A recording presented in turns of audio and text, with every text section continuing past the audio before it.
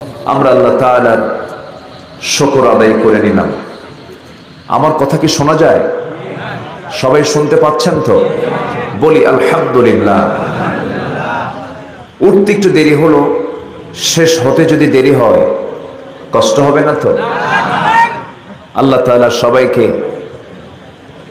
শেষ তক, শেষ অবধি আল্লাহ তাআলা সবাইকে এমন বরকতপূর্ণ জায়গায় থাকার তৌফিক দান করুন। জোরে বলি আল্লাহুম্মা আমিন।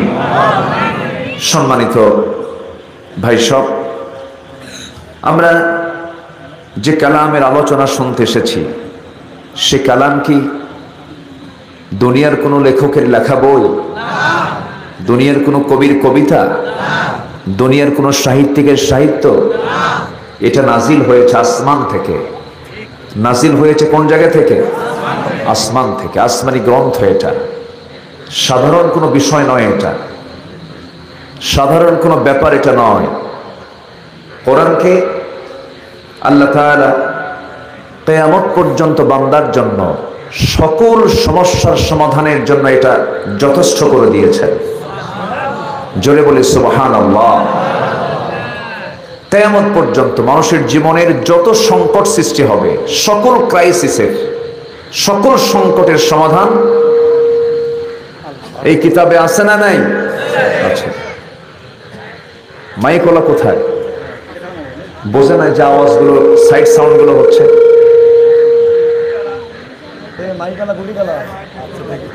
সম্মানিত ভাইরা,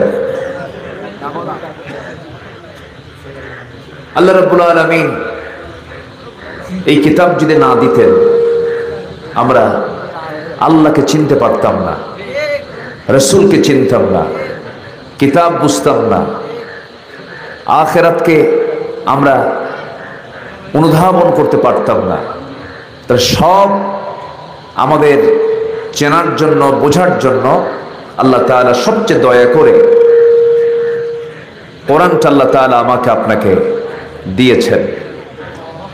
আল্লাহ রাব্বুল আলামিন কোরআনে কারীমের ভিতরে বলছেন, আর রহমান আল্লামাল কুরআন খালাকাল ইনসানা আল্লামাহুল বায়ান আশ-শামসু ওয়াল কমারু বিহুসবানিন ওয়ান নাজমু ওয়াশ-শাজারু ইয়াসজুদান। রহমান শব্দটা রেহেম থেকে এসেছে। রেহেম মানে হলো জরায়ু। জরায়ু থেকে আগত সন্তানকে তার মা যতটুকু না ভালোবাসেন তার চাইতে লক্ষ লক্ষ কোটি কোটি গুণ আমার আল্লাহ তার বান্দাকে বেশি ভালোবাসেন। এই জন্য তার নাম হলো রহমান, যিনি দয়া করে, যিনি করুণা করে বান্দাকে কোরআন শিক্ষা দিয়েছেন। আল্লাহ তাআলা সূরা রহমানের মধ্যে অনেক নিয়ামতের বর্ণনা করেছেন। বারবার প্রশ্ন করেছেন একটা আয়াত দিয়ে, যারা পারেন ঠোঁট মিলিয়ে বলুন, ফাবিআইয়ি আলাই রাব্বিকুমা তুকাযযিবান। বান্দা, আমি তোমাকে যত নিয়ামত দিয়েছি এই সমস্ত নিয়ামতের কোন কোন অবদানকে তুমি অস্বীকার করবে? আল্লাহ বান্দাকে বহু নিয়ামতের বর্ণনা দিয়েছেন সূরা রহমানের মধ্যে, কিন্তু শুরুটা করেছেন তিনি যিনি দয়া করে বান্দাকে কি শিক্ষা দিয়েছেন? কি শিক্ষা দিয়েছেন? কোরআন। কোরআন যদি না পেতাম আমরা হকটাকে বুঝতে পারতাম না, আমরা বাতিলকে চিনতে পারতাম না, হককে আমরা গ্রহণ করতে পারতাম না। এজন্য আমি মানুষ, আমি আল্লাহর পক্ষ থেকে, এই পৃথিবীতে আল্লাহর পক্ষ থেকে নাজিল হওয়া, প্রেরণ হওয়া, প্রেরিত হওয়া, আমি আল্লাহর প্রতিনিধি। আমাকে কে প্রতিনিধি করেছেন? আসতে বলবেন না, কে? আল্লাহ তাআলা। এই পৃথিবীতে আমি কি দায়িত্ব পালন করব সেই দায়িত্ব নিয়ে আল্লাহ রাব্বুল আলামিন সব কিছু জানিয়ে দিয়েছেন এই কিতাবের ভেতরে। আল্লাহ রাব্বুল আলামিন এই দুনিয়াতে যে উদ্দেশ্যে পাঠালেন সব কিছুর মূল যে বক্তব্য সেটা হলো, ইয়া আইয়ুহান নাসু উবুদু রাব্বাকুমুল্লাযী خلقكم والذين من قبلكم لعلكم تتقون জোরে বলুন আল্লাহু আকবার। হে মানব মণ্ডলী, তোমরা সেই মহান রবের গোলামি করো যিনি তোমাকে সৃষ্টি করেছেন। তোমার পূর্বের যত মানুষ এই পৃথিবীতে গত হয়ে গেছে তাদেরকেও তিনি সৃষ্টি করেছেন।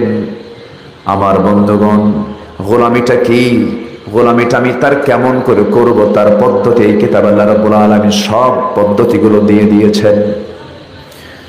গোলামি মানে হলো এই দুনিয়াতে আমি আমার দোলনা থেকে শুরু করে নিয়ে মৃত্যু পর্যন্ত, রান্নাঘর থেকে শুরু করে নিয়ে রাষ্ট্রীয় জীবন পর্যন্ত, আন্তর্জাতিক পরিমণ্ডল পর্যন্ত সকল কাজে একমাত্র কেবলমাত্র শুধুমাত্র হুকুম মেনে চলতে হবে। কার? আসতে বলবেন না কার? আল্লাহ তাআলা। ধরুন নামাজে দাঁড়িয়েছি আমরা, নামাজের শুরুটা হলো তাকবীর দিয়ে। ইমাম সাহেব তাকবীর পরে আল্লাহু আকবার বলেই তিনি শুরু করলেন নামাজ। সূরা ফাতিহা দিয়ে শুরু করতে হবে। সেই জায়গায় ইমাম যদি সূরা ফাতিহা দিয়ে শুরু না করে ইখলাস দিয়ে শুরু করেন, আমরা কি তার পিছনে নামাজ পড়বো নাকি? প্রথমবার হয়তো ভুল মনে করে লোকমা দেব সংশোধনের উদ্দেশ্যে, কিন্তু সংশোধন যদি না হন সেই সময় আবার লোকমা দেব, তাতেও যদি কাজ না হয় আমি তার ইক্তেদা করতে যাব না। কিন্তু নামাজের মধ্যে আমি ইমামকে মানলাম, ইমাম যতক্ষণ আল্লাহর হুকুমকে মানলো, ইমাম যদি আল্লাহর হুকুমকে অমান্য করে সে ইমামকে মেনে নেওয়া যাবে? আসতে বলবেন, মেনে নেওয়া যাবে? যাবে না, কারণ সে লঙ্ঘন করেছে কার বিধান? আসতে বলবেন না, কার বিধান লঙ্ঘন করেছে? আল্লাহর বিধানকে সে লঙ্ঘন করে ফেলেছে। ঠিক তেমনি সমাজে কিছু হুকুম আছে যে হুকুমগুলো আল্লাহর হুকুমের সম্পূর্ণ পরিপন্থী। সেই হুকুমগুলোকে বাস্তবায়নের জন্য একটা মহল, একটা শ্রেণী, একটা গোষ্ঠী তার এটাকে বাস্তবায়নের শত চেষ্টা চালিয়ে তারা সমাজে চালু করে ফেলেছে। সেই ক্ষেত্রে মুসলমান যদি চুপ করে বসে থাকে, এটিকে আল্লাহর ইবাদত বলে গণ্য হবে না। নামাজি ইমাম ভুল করলে যেমন লোকমা দিয়ে তাকে সংশোধন করে দেয়, যদি নাই শোনে তখন দায়িত্ব হচ্ছে মুসল্লির ওই স্বৈরাচারী ইমামকে মসজিদ থেকে ঘাড় ধরে বের করে দেওয়া। ঠিক তেমনি সমাজের ভিতরে যারা নেতৃত্ব দিতে গিয়ে আল্লাহর আইন অমান্য করে অন্য কোন আইনকে, অন্য কোন বিধানকে কার্যকর করতে চায়, সেই জায়গায় ইমানদারের করণীয় আছে না নাই? আসতে বলবেন না, আছে না নাই? সেই জায়গায় কি দায়িত্ব? আল্লাহ রাব্বুল আলামিন বান্দাকে বুঝিয়ে দিচ্ছেন, শোনো আমি তোমাকে কেন পাঠিয়েছি দুনিয়াতে। তোমাদের মধ্যে অবশ্যই এমন একটি দল থাকা দরকার, এমন একটা টিম থাকা দরকার যাদের দায়িত্ব হবে ওয়ালতাকুম মিনকুম উম্মাতুন ইয়াদউনা ইলাল খায়রি ওয়া ইয়া'মুরুনা বিল মা'রুফ ওয়া ইয়ানহাউনা আনিল মুনকার। তোমাদের ভিতরে এমন একটি দল অবশ্যই থাকা দরকার যারা মানুষকে সৎ কাজের আদেশ দেবে, অসৎ কাজের বাধা প্রদান করবে। আল্লাহ তাআলা এই দুনিয়াতে আমাকে আপনাকে পাঠিয়েছেন। আরেক জায়গায় বলছেন কুনতুম খায়রা উম্মাতিন উখরিজাত লিন-নাসি তা'মুরুনা বিল মা'রুফি ওয়া তানহাউনা আনিল মুনকার ওয়া তু'মিনুনা বিল্লাহ। জোরে বলুন আল্লাহু আকবার। তোমরাই শ্রেষ্ঠ জাতি, মানুষের কল্যাণের জন্য দুনিয়াতে পাঠানো হয়েছে। তোমরা কি করবে? সৎ কাজের আদেশ দেবে, অসৎ কাজের বাধা প্রদান করবে এবং ঈমান আনবে কার উপরে? আসতে বলবেন না, কার উপরে? আল্লাহর উপরে। সৎ কাজের আদেশ আপনি যখন দিতে যাবেন, অসৎ কাজের বাধা যখন দিতে যাবেন। নামাজের ভিতরে ভুল হলো, লোকমা দিলেন। সমাজের ভিতরে যদি কোনো নেতৃত্বে যদি কোনো কেউ ভুল কাজ করতে আসে, আল্লাহর হুকুম পরিপন্থী যদি কোনো কাজ যদি সমাজে কেউ চালু করতে চায়, ইমানদারের দায়িত্ব হলো সেই সমস্ত অন্যায় কাজের বিরুদ্ধে অবশ্যই প্রতিবাদ করা। ঠিক কিনা বলেন? এই চেতনা যার ভিতরে লালন হবে না, এই চেতনা যার মধ্যে জাগ্রত হবে না, সে ব্যক্তির ঈমান কখনো পাকাপোক্ত হতে পারে না। সে ব্যক্তির ঈমানটা যে কোনো মুহূর্তে ফুসুকের দিকে চলে যেতে পারে, তার ঈমানটা নিফাকের দিকে চলে যেতে পারে। এই জন্য রাসূল করিম সাল্লাল্লাহু আলাইহি ওয়াসাল্লাম তিনি একটা হাদিসে বলেছেন, মান রাআ মিনকুম মুনকারান ফালইয়ুগাইয়িরহু বিয়াদিহি ফাইন লাম ইস্তাতি' ফাবিলিসানিহি ফাইন লাম ইস্তাতি' ফাবিকলবিহি ওয়া যালিকা আদাফুল ঈমান। তোমাদের মধ্যে কোনো ব্যক্তি যদি ইসলাম বিরোধী, শরীয়ত বিরোধী, কোরআন বিরোধী, হাদিস বিরোধী কোনো কার্যকলাপ যদি সংগঠিত হতে দেখে, তার এক নাম্বার কাজ হলো সঙ্গে সঙ্গে এটাকে মিটিয়ে দেবার জন্য তার কাজ হলো এক নাম্বার হাতের শক্তি দিয়ে তা মিটিয়ে দেওয়া। কিসের শক্তি দিয়ে? হাতের শক্তি দিয়ে মিটিয়ে দেওয়া। ফাইন লাম ইস্তাতি' ফাবিলিসানিহি, যদি তার হাতের সমর্থ না থাকে, জিহবা দিয়ে কথার মধ্য দিয়ে তার প্রতিবাদ জানানো, এটাও যদি তার সমর্থ না থাকে, তাহলে সে যেন অন্তর দিয়ে সেই সমস্ত অন্যায়গুলোকে ঘৃণার চোখে দেখে।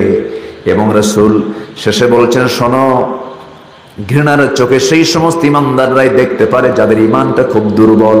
ওয়াযালিকা দাফুল ঈমান, সবচেয়ে দুর্বল ঈমানের পরিচয়টাই বহন করে।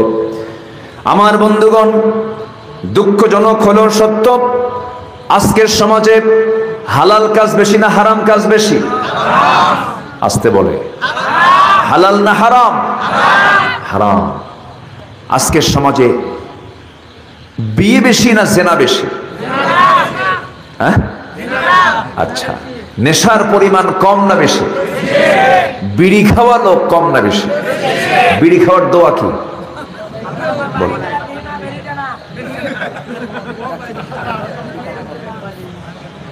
বিড়ি খাওয়া লোক বেশি।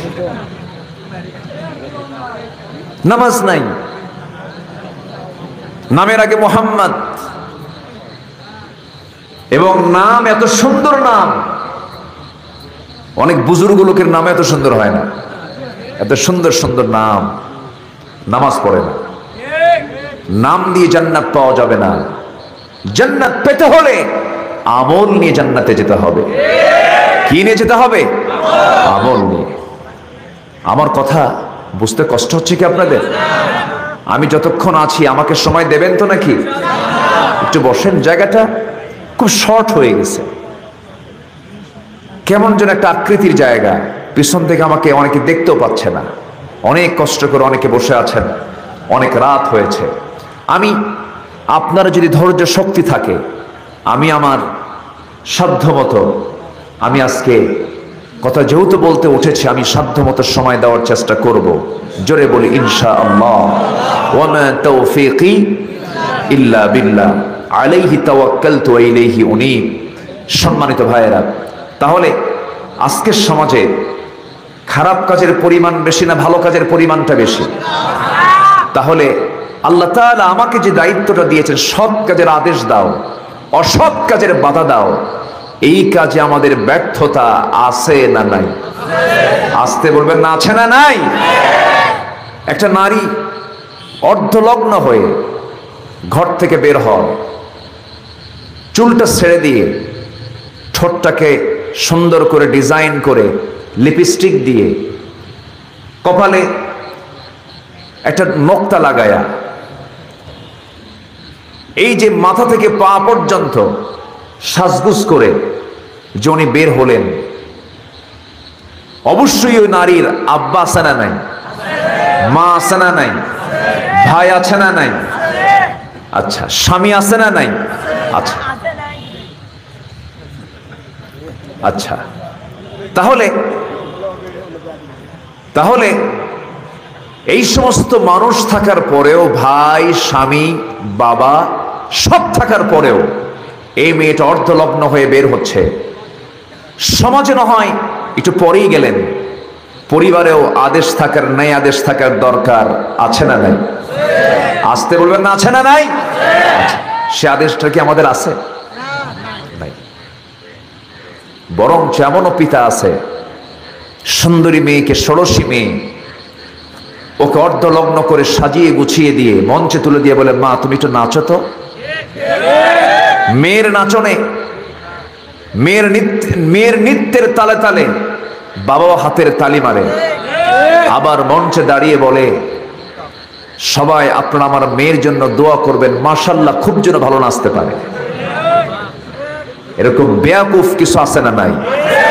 এই সমস্ত অযোগ্য বেয়াকুফ অভিভাবকদের থাপড়ায় 32 দাঁত ভাঙা দরকার।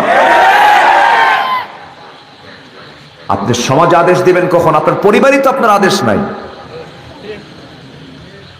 আপনার স্বামী, আপনার স্ত্রীকে আপনি ঢাকবেন না? কে ঢেকে দেবে আপনার স্ত্রীকে? স্ত্রীকে ঢাকে না, বরঞ্চ স্ত্রীকে আরো সুন্দর করে সাজায় নিয়ে হুন্ডার পিছনে উঠায়, মাটি ডালি টু বনানি, সব গ্রাম টু চার মাথা, আছে না নাই? চক্কর দিয়া বুঝায়, দেখ বিয়া খ্যান করছে, আছে না নাই? সারাদিন ঘোরাঘুরি কইরা আবার সন্ধ্যার সময় বিভিন্ন সাইজের ছবি তুলছে বইয়ের, সেই ছবিগুলো সবগুলো এক জায়গায় কইরা ফেসবুকে পোস্ট কইরা বলে, বন্ধুর আসুন সবাই মিলে আমার বউকে জামাতের সাথে দেখি। আছে না নাই? শোনেন, রাষ্ট্র তো বহু পরে, সমাজও অনেক পরে। আগে নিজের জীবন আগে সাজাতে হবে। কু আনফুসাকুম ওয়া আহলিকুম নারা, নিজে বাঁচো, পরিবারকে জাহান্নাম থেকে বাঁচাও। আমার মাথা থেকে পা পর্যন্ত 3.5 হাত বডি, একটা বিশাল রাষ্ট্র, বিশাল রাষ্ট্র। এই রাষ্ট্রের হিসাব আছে না নাই? আসতে বলবেন না, আছে না নাই? কে হিসাব নেবেন? যারা এই রাষ্ট্রের একটা অংশ, জিহবা, যারা দুনিয়াতে মিথ্যা কথা বলার অভ্যাস যাদের ছিল, মরার পরে হাসরের দিনও মিথ্যা কথা বলবে। আমার দেশে সত্য কথা বলা মানুষ বেশি না মিথ্যা কথা বলা মানুষ বেশি? আচ্ছা, আমার দেশে কোন শ্রেণীর লোকেরা সবচেয়ে বেশি মিথ্যা কথা বলে বলেন? আচ্ছা থামেন, উত্তর তো পাইছে কিছু, সব তো বুঝতেছেন। তাহলে মিথ্যা কথা বলে, অথচ তারা সমাজের নেতৃত্ব দিচ্ছে। একজন মিথ্যুকের জন্য নেতৃত্ব কখনো মানায় না। মিথ্যুক কখনো নেতৃত্ব দিতে পারে না। মিথ্যা মানুষকে জাহান্নামের দিকে নিয়ে যায়। মিথ্যা কোথায় নিয়ে যায়? জাহান্নামের দিকে নিয়ে যায় মিথ্যা। সম্মানিত ভাইয়েরা, মাথা থেকে পা পর্যন্ত প্রত্যেকটা বডিকে আল্লাহ তাআলা প্রশ্ন করবেন। প্রশ্ন করবেন না? প্রশ্ন করবেন। কিন্তু যারা দুনিয়াতে মিথ্যা কথা কইছে, ওরা মরার পরে মিথ্যা কথা বলবে, আল্লাহর সামনে যায় বলবে, আল্লাহ আমি এগুলো করি নাই, এগুলো সব মিথ্যা কথা। সেই দিনে যখন উল্টা পাল্টা বক্তব্য শুরু হয়ে যাবে, আল্লাহ রাব্বুল আলামিন বলছেন, যারা পারেন ঠোঁট মিলিয়ে বলুন, আল ইয়াউমা নাখতিমু আলা আফওয়াহিহিম ওয়া তুকাল্লিমুনা আইদিহিম ওয়া তাশহাদু আরজুলুহুম বিমা কানু ইয়াকসিবুন। আজকের দিনে আমি তোমাদের মুখ বন্ধ করে দিলাম, সিল মেরে দিলাম, মুখ দিয়ে কোনো কথা বের হবে না। সাক্ষ্য দেবে তোমাদের হাত, সাক্ষ্য দেবে তোমাদের পা, সাক্ষ্য দেবে তোমাদের অঙ্গ প্রত্যঙ্গ। এই হাত দিয়া শক্তি খাটায়া কাকে তুমি গুলি করে মেরেছ, এই পা দিয়া কাকে শক্তির বলে তোমার জুতার গুতা দিয়া মানুষের মাথাটা ফেটে দিয়েছ, লাঠির বাড়ি দিয়া সুস্থ মানুষকে তুমি রক্তাক্ত করে ফেলেছ, জুলুম করেছ, জুলুম তন্ত্র চালিয়েছ। সব সাক্ষ্য তোমার পা দিয়ে দেবে, সব সাক্ষ্য তোমার হাত দিয়ে দেবে, তোমার কান দেবে, তোমার চোখ দেবে, অঙ্গ প্রত্যঙ্গ গুলো সব তোমার বিরুদ্ধে সেই দিন সাক্ষী হয়ে যাবে। আমার বন্ধুগণ, সেই জন্য আমার আপনার সবার আগে দায়িত্ব হলো মাথা থেকে পা পর্যন্ত 3.5 হাত বিশাল বড় রাষ্ট্রের আগে সুন্দর করে তার চিকিৎসা করা, ঠিক কিনা বলেন? ট্রেনিং দেওয়া, এটাকে শাসন করা, সুন্দর করে গড়ে তোলা।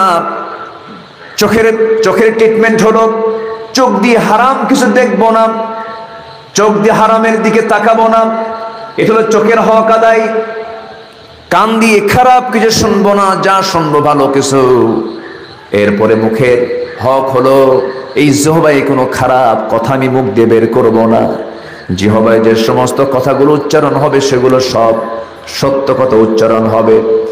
যে খাবারটা মুখে নেব, হারাম কোনো খাবার মুখে তুলবো না, হালাল খাবার মুখে তুলে নেব। এই দুটো হাত দিয়ে হারাম কোনো কামাই আমি করতে যাব না, যা কামাই করব হালাল কামাই করব। এই হাত দিয়ে কলমের খোঁচা দিয়া উল্টা পাল্টা করে রাতকে দিন করব না, দিনকে রাত করব না। ফাঁসির আসামিকে মুক্তি না দিয়া ফাঁসির আসামিকে ফাঁসির অর্ডার দিয়ে দেব, ঠিক কি না? ভালো মানুষের বিরুদ্ধে কোনো রায় লিখবো না। যদি আমার মাথা থেকে পা পর্যন্ত প্রত্যেকটা অঙ্গ প্রত্যঙ্গের ট্রিটমেন্ট আমি যদি করতে পারি, সঠিকভাবে যদি আমি পরিচালনা করতে পারি, নিজেকে যদি বাঁচাতে পারি, পরিবারকে যদি বাঁচাতে পারি, অবশ্যই আমার আপনার জন্য জান্নাতটা সহজ হবে, ঠিক কিনা বলে? জান্নাত সহজ হয়ে যাবে। আর এই যে আমি চেষ্টা করব আমার চোখটাকে ঠিক রাখতে, কানটাকে ঠিক রাখতে, জিহ্বা ঠিক রাখতে, হাত পা ঠিক রাখতে, বৈধ পথে চালানোর জন্য যে আমি চেষ্টা করব, সেই চেষ্টার নাম হলো জিহাদ। সেই চেষ্টার নাম কি?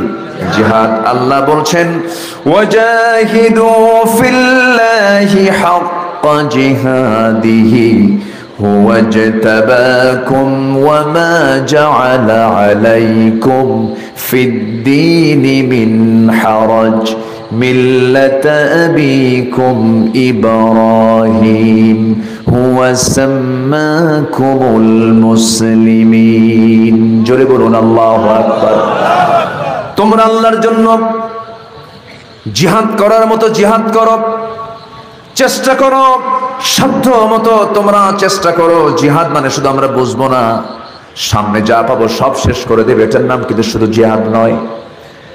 জিহাদের চূড়ান্ত রূপ হলো বাতিলের মুখোমুখি হয়ে যাওয়া। কিন্তু জিহাদের বিস্তারিত ব্যাখ্যা যদি কেউ শুনতে চান, একটু সময় লেগে যাবে। সম্মানিত ভাইয়েরা, আজকের যে মাহফিল আপনারা আসছেন, এই যে মাহফিলে বসে আছেন, ঘরমাক্ত শরীর নিয়ে রাত জেগে জেগে কষ্ট করে মাটিতে বসে বসে আলোচনাগুলো শুনছেন, এটা কি সাধারণ কাজ না? এটাও একটা জিহাদ। বলেন এটা কি? এটা কি বলেন? এটাও জিহাদ। আল্লাহর জন্য, আল্লাহকে খুশি করার জন্য, আল্লাহর পথে টিকে থাকার জন্য যে বান্দা চেষ্টা করে, এটাই হলো জিহাদ। এটা কি? জিহাদ। আমার বন্ধুগণ, জিহাদ প্রসঙ্গ যখন চলে আসলো, জিহাদের নাম শুনলেই অনেকের গায়ে চুলকায়, আছে না নাই? ওরা জিহাদকে জঙ্গিবাদের সঙ্গে লাগাতে চায়। জিহাদকে কিসের সঙ্গে লাগাতে চায়? জঙ্গিবাদের সাথে লাগাতে চায়। জঙ্গিবাদ আর জিহাদ, সন্ত্রাসবাদ, জঙ্গিবাদ আর জিহাদ আকাশ জমিন তফাৎ। কিন্তু একটা পক্ষ আছে, এটাকে মিলায়া দিতে চায়। ইসলাম সন্ত্রাসের মধ্য দিয়ে আসে নাই, ইসলাম জঙ্গিবাদের মধ্য দিয়ে আসে নাই, ইসলাম এসেছে জিহাদের মধ্য দিয়ে, চেষ্টার মধ্য দিয়ে, মুজাহাদার মধ্য দিয়ে। তবে হ্যাঁ, ইসলাম কখনো অফেন্সিভ নয়, ইসলাম হলো ডিফেন্সিভ। ইসলাম কাউকে কখনো আগে আক্রমণ করতে বলে না, যদি কেউ মারতে আসে মোকাবেলা করতে বলেছে ইসলাম, ঠিক কি না? রাসূল নবুয়তের জিন্দেগীর 23টা বছর তিনি দুটো জায়গায় তিনি কাটিয়েছেন। একটা হলো মক্কা, আরেকটা কোথায়? বলেন আরেকটা কোথায়? মদিনা। মক্কার 13 বছর জিন্দেগিতে তিনি শুধু মার খেয়েছেন। কি শুধু মার খেয়েছেন? আর মদিনার 10 বছর মার খাইছেন না মার দিছেন? আস্তে আস্তে কথা কয়, কোনো জবাব দেয় না। একটু ভালো করে রাখুন, খালি মার খাবেন, মার দিবেন না। হ্যাঁ, মার খেয়েছেন 13 বছর মদিনায়, মক্কায়, আর মার দিয়েছেন 10 বছর কোথায়? মদিনায়। 13 বছর মেরে মেরে সাহাবে কেরামকে দুনিয়া থেকে বিদায় করে দিয়েছে। রাসূল মার খেয়েছেন, ধৈর্যের পরিচয় দিয়েছেন। ইসলাম এমনি এমনি আসে নাই। আমার নবীজির পবিত্র দেহ থেকে উহুদের ময়দানে তার শরীর থেকে রক্ত ঝরিয়েছে কাফের মুশরিকরা। সামনের সুন্দর দুটি দাঁত ভেঙে ফেলে দেওয়া হয়েছে, কপালের মধ্যে লোহার ফলা ঢুকিয়ে দেওয়া হয়েছে, গালের মধ্যে শিরস্ত্রাণের লোহা ঢুকিয়ে ফেলা হয়েছে। খন্দকের ময়দানে পরীক্ষা খনন করতে গিয়ে আমার নবীজির কোমর হারিয়ে গেছে। আমার নবীজি কোমর সোজা করে মৃত্যুর দিন পর্যন্ত তার কোমর সোজা করে তিনি দাঁড়াতে পারেন নাই। উহুদে দাঁত ভাঙলো, কোমরে কে বলে খন্দকে কোমর চলে গেল। এগুলোর নাম হলো জিহাদ। এগুলোর নাম কি বলেন? জিহাদ। এমনি এমনি ইসলাম আসে নাই। আমার নবীজি দিন প্রতিষ্ঠার মিশন শুরু করেছেন মক্কা থেকে। হকের দাওয়াত তিনি যখন দেওয়া শুরু করলেন, তার দাওয়াতের মূল যে বক্তব্য, মূল যে কথা, সবাই বলুন লা ইলাহা ইল্লাল্লাহু মুহাম্মাদুর রাসূলুল্লাহ সাল্লাল্লাহু আলাইহি ওয়াসাল্লাম। কোন ইলাহা নাই, কোন মাবুদ নাই, কোন আইনদাতা নাই, কোন বিধানদাতা নাই, একমাত্র আল্লাহ ছাড়া। এবং মুহাম্মদ সাল্লাল্লাহু আলাইহি ওয়াসাল্লাম হচ্ছে আল্লাহর প্রেরিত বান্দা এবং তার রাসূল। এই কালেমার দাওয়াত যখন দিতে গেলেন, আমার নবীজির জীবনে প্রথম বাধা আসছে সমাজ থেকে না পরিবার থেকে? বলেন কিসের থেকে আসছে? পরিবার থেকে আসছে। পারিবারিক জীবনের বাধাটা সবার আগে তার চলে আসলো। আপন চাচা আবু লাহাব তার বিরুদ্ধে ষড়যন্ত্রের বীজ বপন করতে লাগলো, রাসূলের বিরুদ্ধে নানা ষড়যন্ত্র করতে লাগলো, রাসূলকে গালিগালাজ পর্যন্ত দিতে লাগলো, সমস্ত সম্পর্ক কাট করে দিতে নিল, সমস্ত সম্পর্ক কাট করে ফেললো। কিন্তু আল্লাহ তাআলা তার রাসূলকে সান্ত্বনা দিয়ে বলছেন, রাসূল, আবু লাহাব আপনাকে গালি দিচ্ছে, আমি নিজে আবু লাহাবকে গালি দিলাম। জোরে করে আল্লাহু আকবার। যারা পারেন ঠোঁট মিলিয়ে বলেন تبت يدا أبي لهب وتب ما أغنى عنه ماله وما كسب سيصلى نارا ذات لهب وامرأته حمالة الحطب في جيدها حبل من مسد। ধ্বংস হোক আবু লাহাবের দুটো হাত, যা সে কামাই করেছে তাও ধ্বংস হয়ে যাক, তার বউ শুদ্ধ ধ্বংস হয়ে যাক। এটা কার গালি বলেন? আসতে বলবেন না। কে গালি দিয়েছেন? আল্লাহ গালি দিয়েছেন। কেন? এই আবু লাহাব নবীর আপন চাচা হওয়ার পর রাসূলকে সে গালি দিয়েছে। আজকের সমাজেও যারা রাসূল কিনে বাজে কথা বলবে, আল্লাহ কিনে বাজে উক্তি করবে, কোরআন কিনে যারা বাজে কথা বলবে, ইসলাম কিনে যারা বাজে কথা বলবে, যে আবু লাহাব রাসূলকে গালি দেবার কারণে আবু লাহাবকে আল্লাহ নিজে গালি দিয়েছেন। সে রাসূলকে যদি কোনো মুসলমানের সামনে যদি কেউ গালি দেয়, মুসলমান কখনো বসে থাকতে পারে না। বসে থাকতে পারে? পারে না। আমার দেশে রাসূলকে গালি দেওয়া রুটিন ওয়ার্কের মতো হয়ে গেছে। একটা ব্লগার, একটা গোষ্ঠী আছে, তারা ইসলাম নিয়ে, ইসলামের হুকুম বিধিবিধানকে নিয়ে, পর্দাকে নিয়ে বলে পর্দা নাকি এটা নাকি নারী অধিকারের জন্য সম্পূর্ণ একটা অন্তরায়, নাকি একটা হুকুম। পর্দা তারা নিজেরাও করতে চায় না, পর্দার বিরুদ্ধে আবার কথা বলে। তারা মেয়েদেরকে দেখতে চায়, উলঙ্গ দেখতে চায়। বোরকা নাকি জঙ্গিবাদের পোশাক, জঙ্গিদের পোশাক। এই সমস্ত কথা তারাই বলে যাদের জন্ম হলো অবৈধ হতে পারে। জারজ ছাড়া এই সমস্ত কথা কখনো মুখ থেকে বের হওয়ার কথা নয়।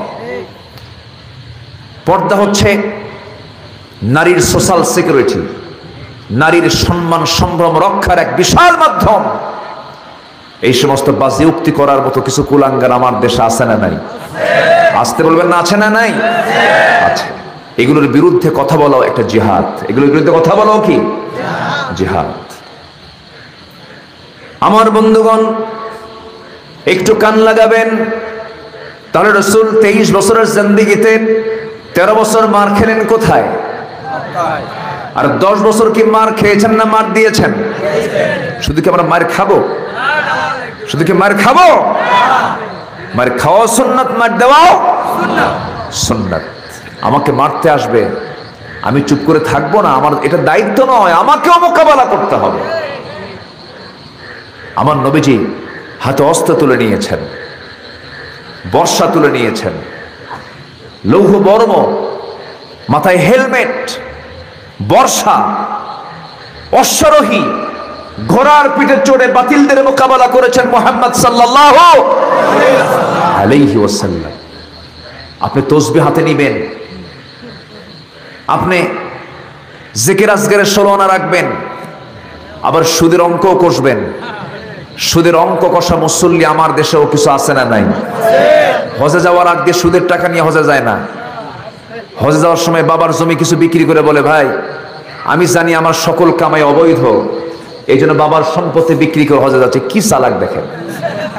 ও ভাবতেছে আল্লাহ বোঝে না, আল্লাহর ঠকাতে চায়। এরকম মুনাফিক মার্কা লোক আছে না নাই? আছে না নাই? আচ্ছা, সুদ তো এলাকায় নাই।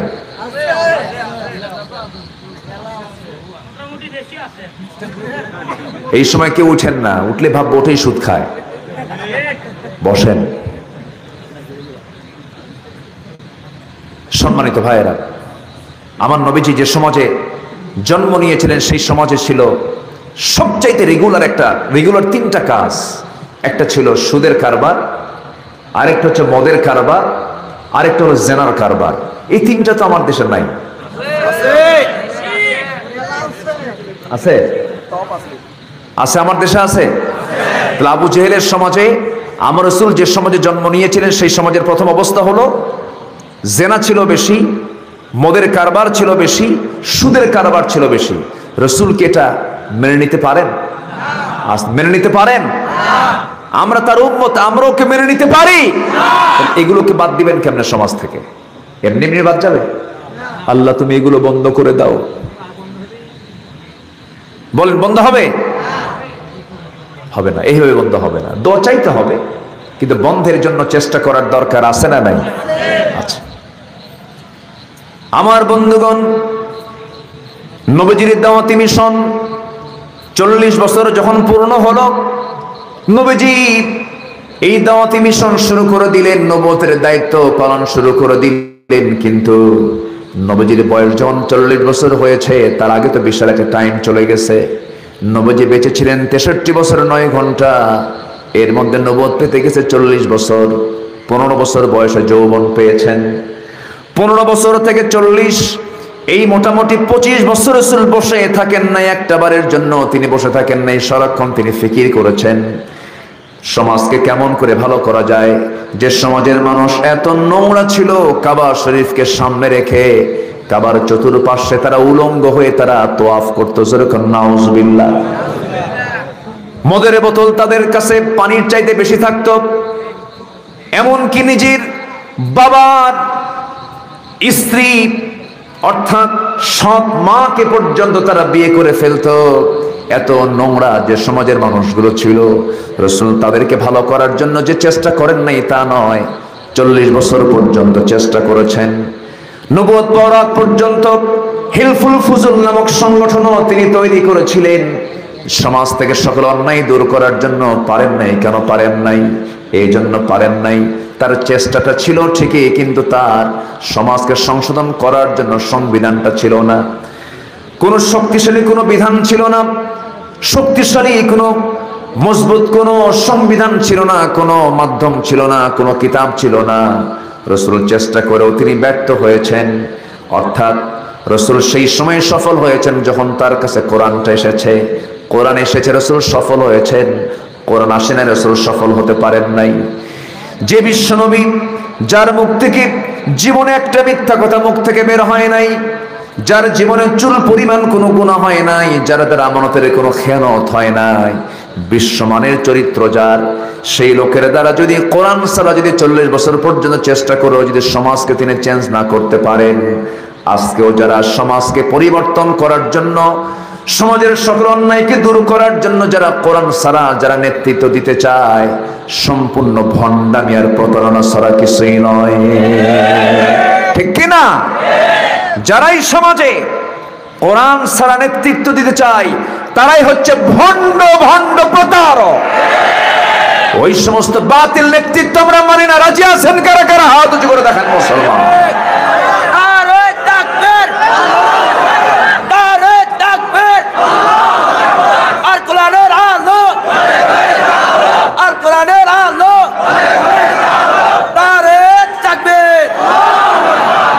আল্লাহ কবুল করুন। জোরে বলি আমিন, আরো জোরে আমিন। কষ্ট পাচ্ছেন? আমাদেরকে বলে হুজুর ওয়াজে উঠতেছেন যখন, ওয়াজে যখন আলোচনা করেন সে সময় মেহেরবানি করে একটু মাদক নিয়ে কথা বলবেন। মাদককে না বলুন, আমাদেরকে বলা হয়। আচ্ছা, আগে কি মানুষ মদ খায় না বিড়ি খায়? আগে কি খাওয়া শেখে? বিড়ি খাওয়া। বিড়ি খাওয়া কি? কেউ কিছু করে না, চুপচাপ বসে আছে। রাগ করতেছেন নাকি আপনারা? হুজুর ওয়াজে আসলে তো এইগুলো তো শোনা যাবে না। বিড়ি খাবো তো আপনি ওয়াজ করেন। গত রমজানে আমি মক্কায় 26 তারিখ দিবাগত রাত্রি, সম্ভাব্য লাইলাতুল কদর অধিকাংশ ইমাম যারা বলেছেন, তো আমি মসজিদে হারামে মাগরিবের নামাজ পড়লাম, ইফতার করে একটু বাইরে আসছি। বাইরে এসে একটা খাবার হোটেলের দিকে আমি চলে গেছি। ভিতরে ঢুকে দেখি কিছু বাংলাদেশি ভাইয়েরা স্মোকিং করছে, একটু টানাটানি করতেছে। তো একজনকে ডাক দিয়ে, আমার চেনে তো অনেকে চেনে, বললাম ভাই কেমন আছেন? হুজুর ভালো। তো বললাম যে বিড়ি যে খাচ্ছেন তো রোজা রাখছেন, রোজা তো বদভ্যাস তো ছাড়ায় দেয়, বদভ্যাস বর্জন করতে হবে রোজার মধ্য দিয়ে। হুজুর সারাদিন রোজা ঠিকই ছিলাম, কোনো সমস্যাই নাই। ইফতার করার পর মাথায় যেন কি চক্কর মারল, ব্রেনে কিছুই ঢোকে না। হুজুর টান মারছি, ব্রেন ফ্রেশ। আছে এরকম লোক? আছে না নাই? আচ্ছা, বিড়ি খাওয়া যাবে না। ইমানদার কোন নেশার দিকে যাবে না। সকল নেশা হারাম। সকল নেশা কি হারাম। আবার ফতুয়া দেয়, আমাকে বলে, আমাকে একজন বলতে, হুজুর আমি নেশা করি কিন্তু আমার তো সেন্স ঠিক থাকে, আমার ব্রেন তো ঠিক থাকে, মাতাল হলে তো হারাম হবে, আমি তো মাতাল হই না। দেখছেন কি বুদ্ধি, দেখছেন যুক্তি, দেখছেন? যে জীবনে বিড়ি খায় নাই, প্রথমবার যদি সে বিড়ি টানে মাথা ঘুরবে না? পড়ে যেতে পারে না? পড়ে যেতে পারে। যে জীবনে জর্দা খায় নাই, সে যদি হালকা কিছু জর্দা যদি খায়, কি মাথা ঠিক থাকে? মাথা চক্কর মেরে পড়ে যাবে। তেমনি যে কোনো মাদক যদি কেউ প্রথমবার যদি এটাকে ট্রিট করে, সে অসুস্থ হয়ে যায়। এরপরে ধীরে ধীরে যখন খেতে খেতে যখন মানে খোর, বোঝেন নাই? বিড়ি খোর, মদ খোর, গাঁজা খোর, হেরোইন খোর, বাবা খোর, আছে না নাই? তখন খাইতে খাইতে শেষ পর্যন্ত আবার ওই গাঁজাই কয়, আমি আর কত ডেঞ্জারাস, তুই আমার চেয়ে ডেঞ্জারাস। ওর কাছে কাবু হয়ে যায়। অনেকে বলে, হুজুর বিড়ি খাওয়া কি জায়েজ? মানে উনি জায়েজের চেষ্টায় আছে। আছে না নাই? এই প্রশ্ন করা মানে কি? উনি চেষ্টা করতেছেন জায়েজ করা যায় কিনা। সকল নেশা হারাম। জর্দা বলেন আর সিগারেট বলেন আর নেশা বলেন, প্রথমে টানে এরপরে ঢালে। নেশা পৃথিবীর কোন পয়গম্বর, আদম থেকে শুরু করে আমার রাসূল পর্যন্ত কোন পয়গম্বর কেউ হুক্কাও খায় নাই, কোন টানাটানিও করে নাই। ঠিক কিনা? সকল নেশা থেকে আল্লাহ তাআলা আমাদেরকে হেফাজত করুন। জোরে বলি আল্লাহুম্মা আমিন। আরো জোরে আল্লাহুম্মা আমিন। সম্মানিত ভাইয়েরা, এই সমস্ত ওয়াজ দিয়ে এই নেশা কখনো বন্ধ হবে না। নেশা বন্ধ করার জন্য, মাদককে বন্ধ করার জন্য অবশ্যই আইনের দরকার আছে না নাই? আসতে বলবেন না, আছে না নাই? আচ্ছা, নেশা মানুষকে খারাপের দিকে নিয়ে যায়। মদ আছে যেখানে, জেনা আছে সেখানে, জেনা আছে যেখানে, খুন আছে সেখানে। এই জন্য আল্লাহ তাআলা মদকে হারাম করে দিয়েছেন, নেশাকে হারাম করে দিয়েছেন, সকল নেশাকে হারাম করে দিয়েছেন। কে বলেন? আল্লাহ তাআলা নেশাকে হারাম করে দিয়েছেন। মদের ধারে পাশে যেও না, জুয়ার ধারে পাশে যেও না, সম্পূর্ণ এগুলো শয়তানের কাজ। এই সমস্ত কাজ থেকে নিজেকে তোমরা গুটিয়ে রাখো। আমার বন্ধুগণ, আমার রাসূল যখন মদের বিরুদ্ধে কথা বলতে লাগলেন, সুদের বিরুদ্ধে কথা বলতে লাগলেন, জেনার বিরুদ্ধে কথা বলতে লাগলেন, মদের দোকানদার তো খুশি হবে না, জেনার কারবারি তো খুশি হবে না, সুদের কারবারি তো খুশি হবে না। নবীর বিরুদ্ধে বিভিন্ন ষড়যন্ত্র শুরু হয়ে গেল। রাসূলকে দুনিয়া থেকে বিদায় করার ষড়যন্ত্র পর্যন্ত করা হলো। সাহাবায়ে কেরামকে ধরে ধরে মারা শুরু হয়ে গেল। যেখানেই পায় সেখানেই মারে, যেখানে পায় সেখানে অত্যাচার করে। এবার মক্কায় গিয়ে নতুন একটি জায়গা আমি সফর করতে গেছি, গাড়িতে চলে যাচ্ছিলাম, আমার এক বন্ধু দেখিয়ে দিলেন, বন্ধু শোনো, এই যে একটা ফাঁকা জায়গা দেখতে পাচ্ছ, এই ফাঁকা জায়গার ঠিক মাঝখানে বেলালকে শুয়ে রাখতো তার মনি উমাইয়া। মাঝখানে শোয়া রেখে, চিৎ করে শোয়া রেখে বুকের উপরে বড় ওজনের পাথর চাপা দিয়ে রাখতো। বিশাল তাপমাত্রা, নিচের বালুটা দিয়ে তার পিঠটা ঝাঁঝরা হয়ে যেত, তার পিঠটা ঝলসে যেত। সারাটা দিন তাকে চিৎ করে পাথর চাপা দিয়ে রাখতো আর বলতো, বেলাল ইসলাম ছাড়বি কিনা বল। বেলাল শুধু মুখ থেকে সেই সূরাটাই পড়তেন, যারা পারেন ঠোঁট মিলিয়ে বলুন, যে সূরা পড়লে 3 বার গোটা কোরআন খতমের সওয়াব পাওয়া যায়। কুল হুয়াল্লাহু আহাদ আল্লাহুস সামাদ লাম ইয়ালিদ ওয়া লাম ইউলাদ ওয়া লাম ইয়াকুল লাহু কুফুয়ান আহাদ। বারবার তিনি এই সূরাটা পড়তেন। উমাইয়া বলে ফেলল, বেলাল আমার তো মান সম্মান সব চলে গেল, তুই ইসলামটা ছেড়ে দে। বেলাল বলছেন, না, ইসলাম ধরেছি আমি ছাড়ার জন্য নয়, হাসতে হাসতে দুনিয়া থেকে বিদায় নিয়ে নেব, আল্লাহর জান্নাতে চলে যাব, কিন্তু আমি ইসলাম ছাড়বো না, আল্লাহর দ্বীন ছাড়বো না, আল্লাহর দ্বীন থেকে একচুল পরিমাণ নড়বো না।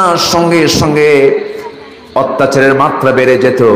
কোন এক সময় উমাইয়া করলো কি, বুক থেকে পাথরটা সরাইয়া দিয়া রাগটাকে নিয়ন্ত্রণ করতে না পেরে বুকের উপরে চড়ে বসে বাম হাত তার মুখের ভিতরে ঢুকে দিয়ে জিহ্বাটা টান মেরে বাইরে বের করে এনেছে। এবার লক্ষ্য করে বলছে, বেলাল তোর জিহ্বাই আজকে শেষ করে দেব। ডান হাতে বাবলা গাছের কাঁটা নিয়েছে, বাবলা গাছের কাঁটা জিহ্বার ভিতরে ঢুকায় দিয়েছে, ফিনকি দিয়ে জিহ্বা দিয়ে রক্ত পড়া শুরু হয়ে গেছে, আওয়াজটা বন্ধ হয়ে গেছে। বলা হচ্ছে, বেলাল তোর জিহ্বা বন্ধ করে দিয়েছে, তুই আল্লাহর জিকিরটা করবি কেমনে, সূরা ইখলাসটা পড়বি কেমনে? সঙ্গে সঙ্গে বেলাল নখটা উঁচু করে, সাত আঙ্গুল উঁচু করে বলতেছে, উমাইয়া রে, তুই আমার জিহ্বা অচল করলে হবে কি?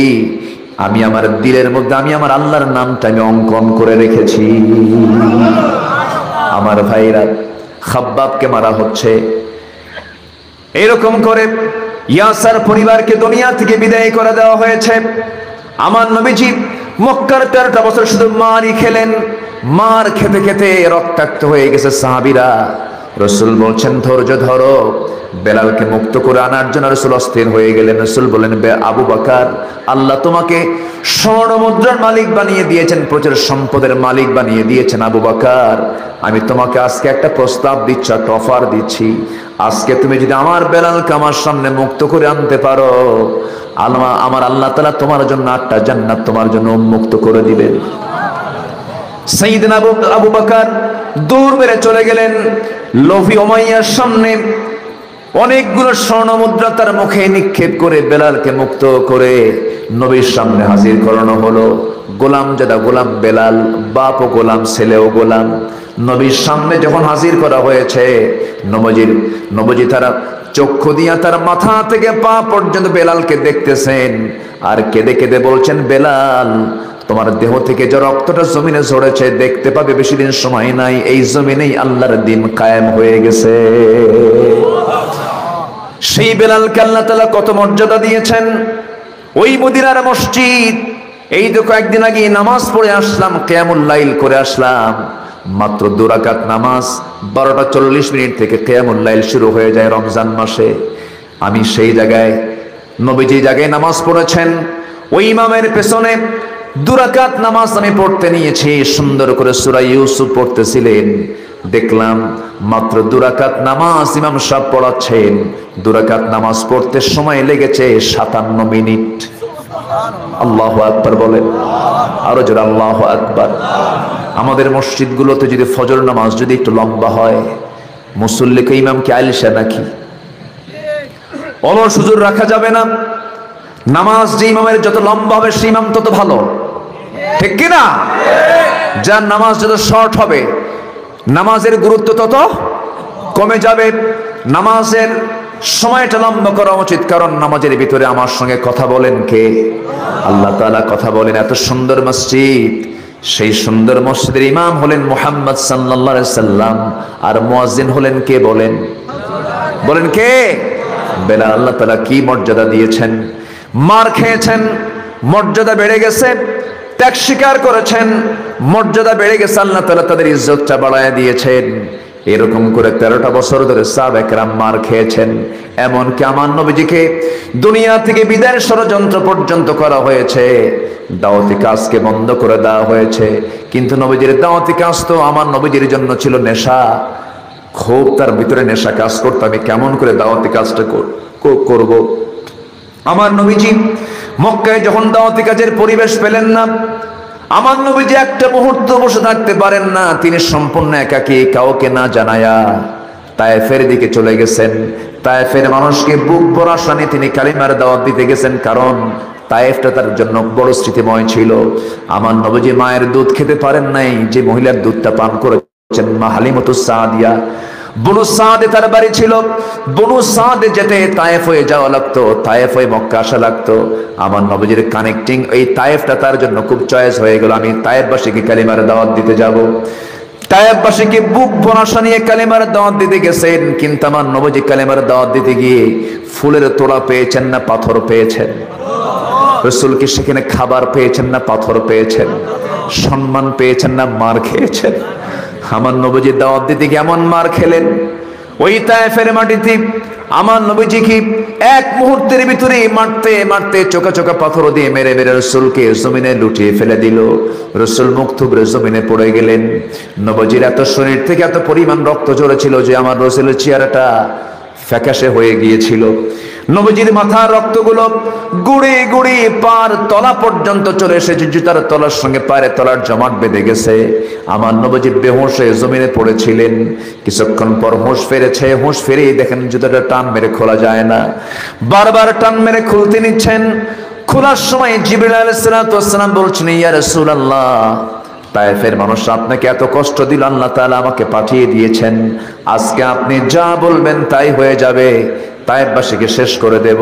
রাসূল বলছেন, জিবরাইল, আমি মুসার মতো দোয়া করব না, আমি নূহের মতো দোয়া করব না, অন্য কোন পয়গম্বরদের মতো আমি দোয়া করব না। তায়েফবাসীকে আমি কালিমার দাওয়াত দিতে এসেছিলাম, আমাকে তারা মেরেছে না বুঝে মেরেছে, না জেনে মেরেছে।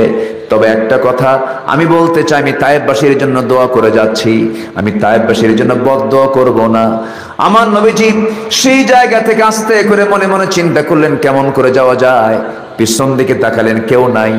সেখান থেকে একটা দৌড় মারলেন। 3 দিন 3 রাত খান নাই আমার নবীজি। সামনে চলতে চলতে প্রচন্ড ক্ষুধা পেয়েছে, আর শরীরটা চলে না। সামনের দিকে তাকায় দেখেন একটা আঙ্গুর বাগান। আঙ্গুর বাগানের মধ্যে ঢুকে গেলেন, মাথা চক্কর মেরে চিত হয়ে পড়ে গেলেন। নবীজি সেন্সলেস হয়ে গেলেন। ওই আঙ্গুর বাগানের একজন কেয়ারটেকার দূর থেকে লক্ষ্য করছে কে যেন এসে বাগানের মধ্যে ঢুকে পড়লো। কাছাকাছি এসে দেখে এত সুন্দর চেহারার মানুষ তো জীবনে দেখি নাই, কিন্তু রক্তাক্ত দেহ তার। দয়া হলো, মায়া হলো। থোকা থোকা আঙ্গুর হাতে পেড়ে নিয়া মোটে হাতে চিপে চিপে 1 গ্লাস আঙ্গুরের রস সুন্দর করে প্রস্তুত করে সেই কেয়ারটেকার তত্ত্বাবধায়ক ওই আঙ্গুর বাগানের যে মালিক সেই তত্ত্বাবধায়ক করলো কি 1 গ্লাস আঙ্গুরের রস আমার নবীকে লক্ষ্য করে সুন্দর করে দিয়ে বলছে, যুবক এই আঙ্গুরের রসটা তুমি পান করো, তোমার শরীর থেকে যে পরিমাণ রক্ত ঝরেছে তুমি তো মরে যাবে। আমার রাসূল গ্লাসের আঙ্গুরটা দেখে আমার নবীজি একটা মুস্কি হাসি মারলেন, মুস্কি হাসি মেরে হাত জাগায় নিলেন, হাত জাগায় নিয়ে গ্লাস আঙ্গুরের রসটা তিনি গ্লাসে আঙ্গুরের সেই গ্লাসটা তিনি নিয়ে নিলেন, রস মিশ্রিত গ্লাসটা নিয়ে নিলেন, রস ভর্তি সে আঙ্গুরটা নিয়ে গ্লাসটা নিয়ে আমার নবীজি বিসমিল্লাহ বলে তিনি 3 ঢোকে পান করলেন। মুস্কি একটা হাসি মেরে জীবনের শক্তি ফিরে পেয়েছেন। ওই যুবককে লক্ষ্য করে বলছেন, যুবক তোমার নাম তো আদ্দাস। সঙ্গে সঙ্গে যুবক আশ্চর্য হয়ে বলতেছে, আমার নামটা এই লোকটা বললো কেমনে? আমাকে তো কোনোদিন দেখে নাই, চেনে নাই, আমাকে জানে না, আমার নামটা কেমন করে বললো? কিছুক্ষণ পর আমার নবীজি মুস্কি মুস্কি হাসি মেরে বলছে, আদ্দাস তোমার গ্রামের বাড়ির নাম হলো নিনুয়া। আর আশ্চর্য হয়ে গেছেন। এবার রাসূল বলছেন, যুবক তুমি আশ্চর্য হচ্ছ মনে হয়, তুমি যেই গ্রামে জন্ম নিয়েছো সেই গ্রামে জন্ম নিয়েছেন আল্লাহর পয়গম্বর ইউনূস আলাইহিস সালাতু ওয়াস সালাম। এবার যুবক আদ্দাস বলতেছে, আমার নাম আদ্দাস, গ্রামের বাড়ি নিনুয়া, আমার গ্রামে ইউনূসের জন্ম, এত তথ্যগুলো আপনাকে কে বলে দিল? আমার রাসূল মুস্কি হাসি মেরে বলছেন, ও আদ্দাস, একজন নবীর কাছে তো আরেকজন নবীর খবর থাকতেই পারে। জোরে বলুন সুবহানাল্লাহ, আরো জোরে বলুন সুবহানাল্লাহ। আদ্দাসের বুঝতে দেরি হলো না। আদ্দাস সেই সময় খ্রিস্টান ছিল।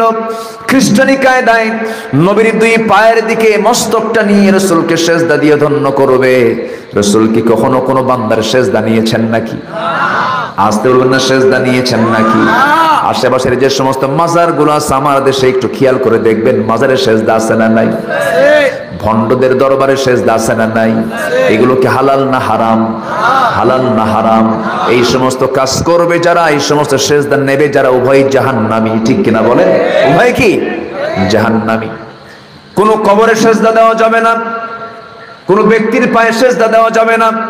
আমার নবীজি বললেন, আদ্দাস শক্ত করে হাত 2টা ধরে বুকের সঙ্গে বুক লাগায় দিয়ে বলছে, আদ্দাস তুমিও বান্দা আমিও বান্দা, শুধু তফাৎ হলো আমি আল্লাহর নবী, তুমি আল্লাহর নবী নও।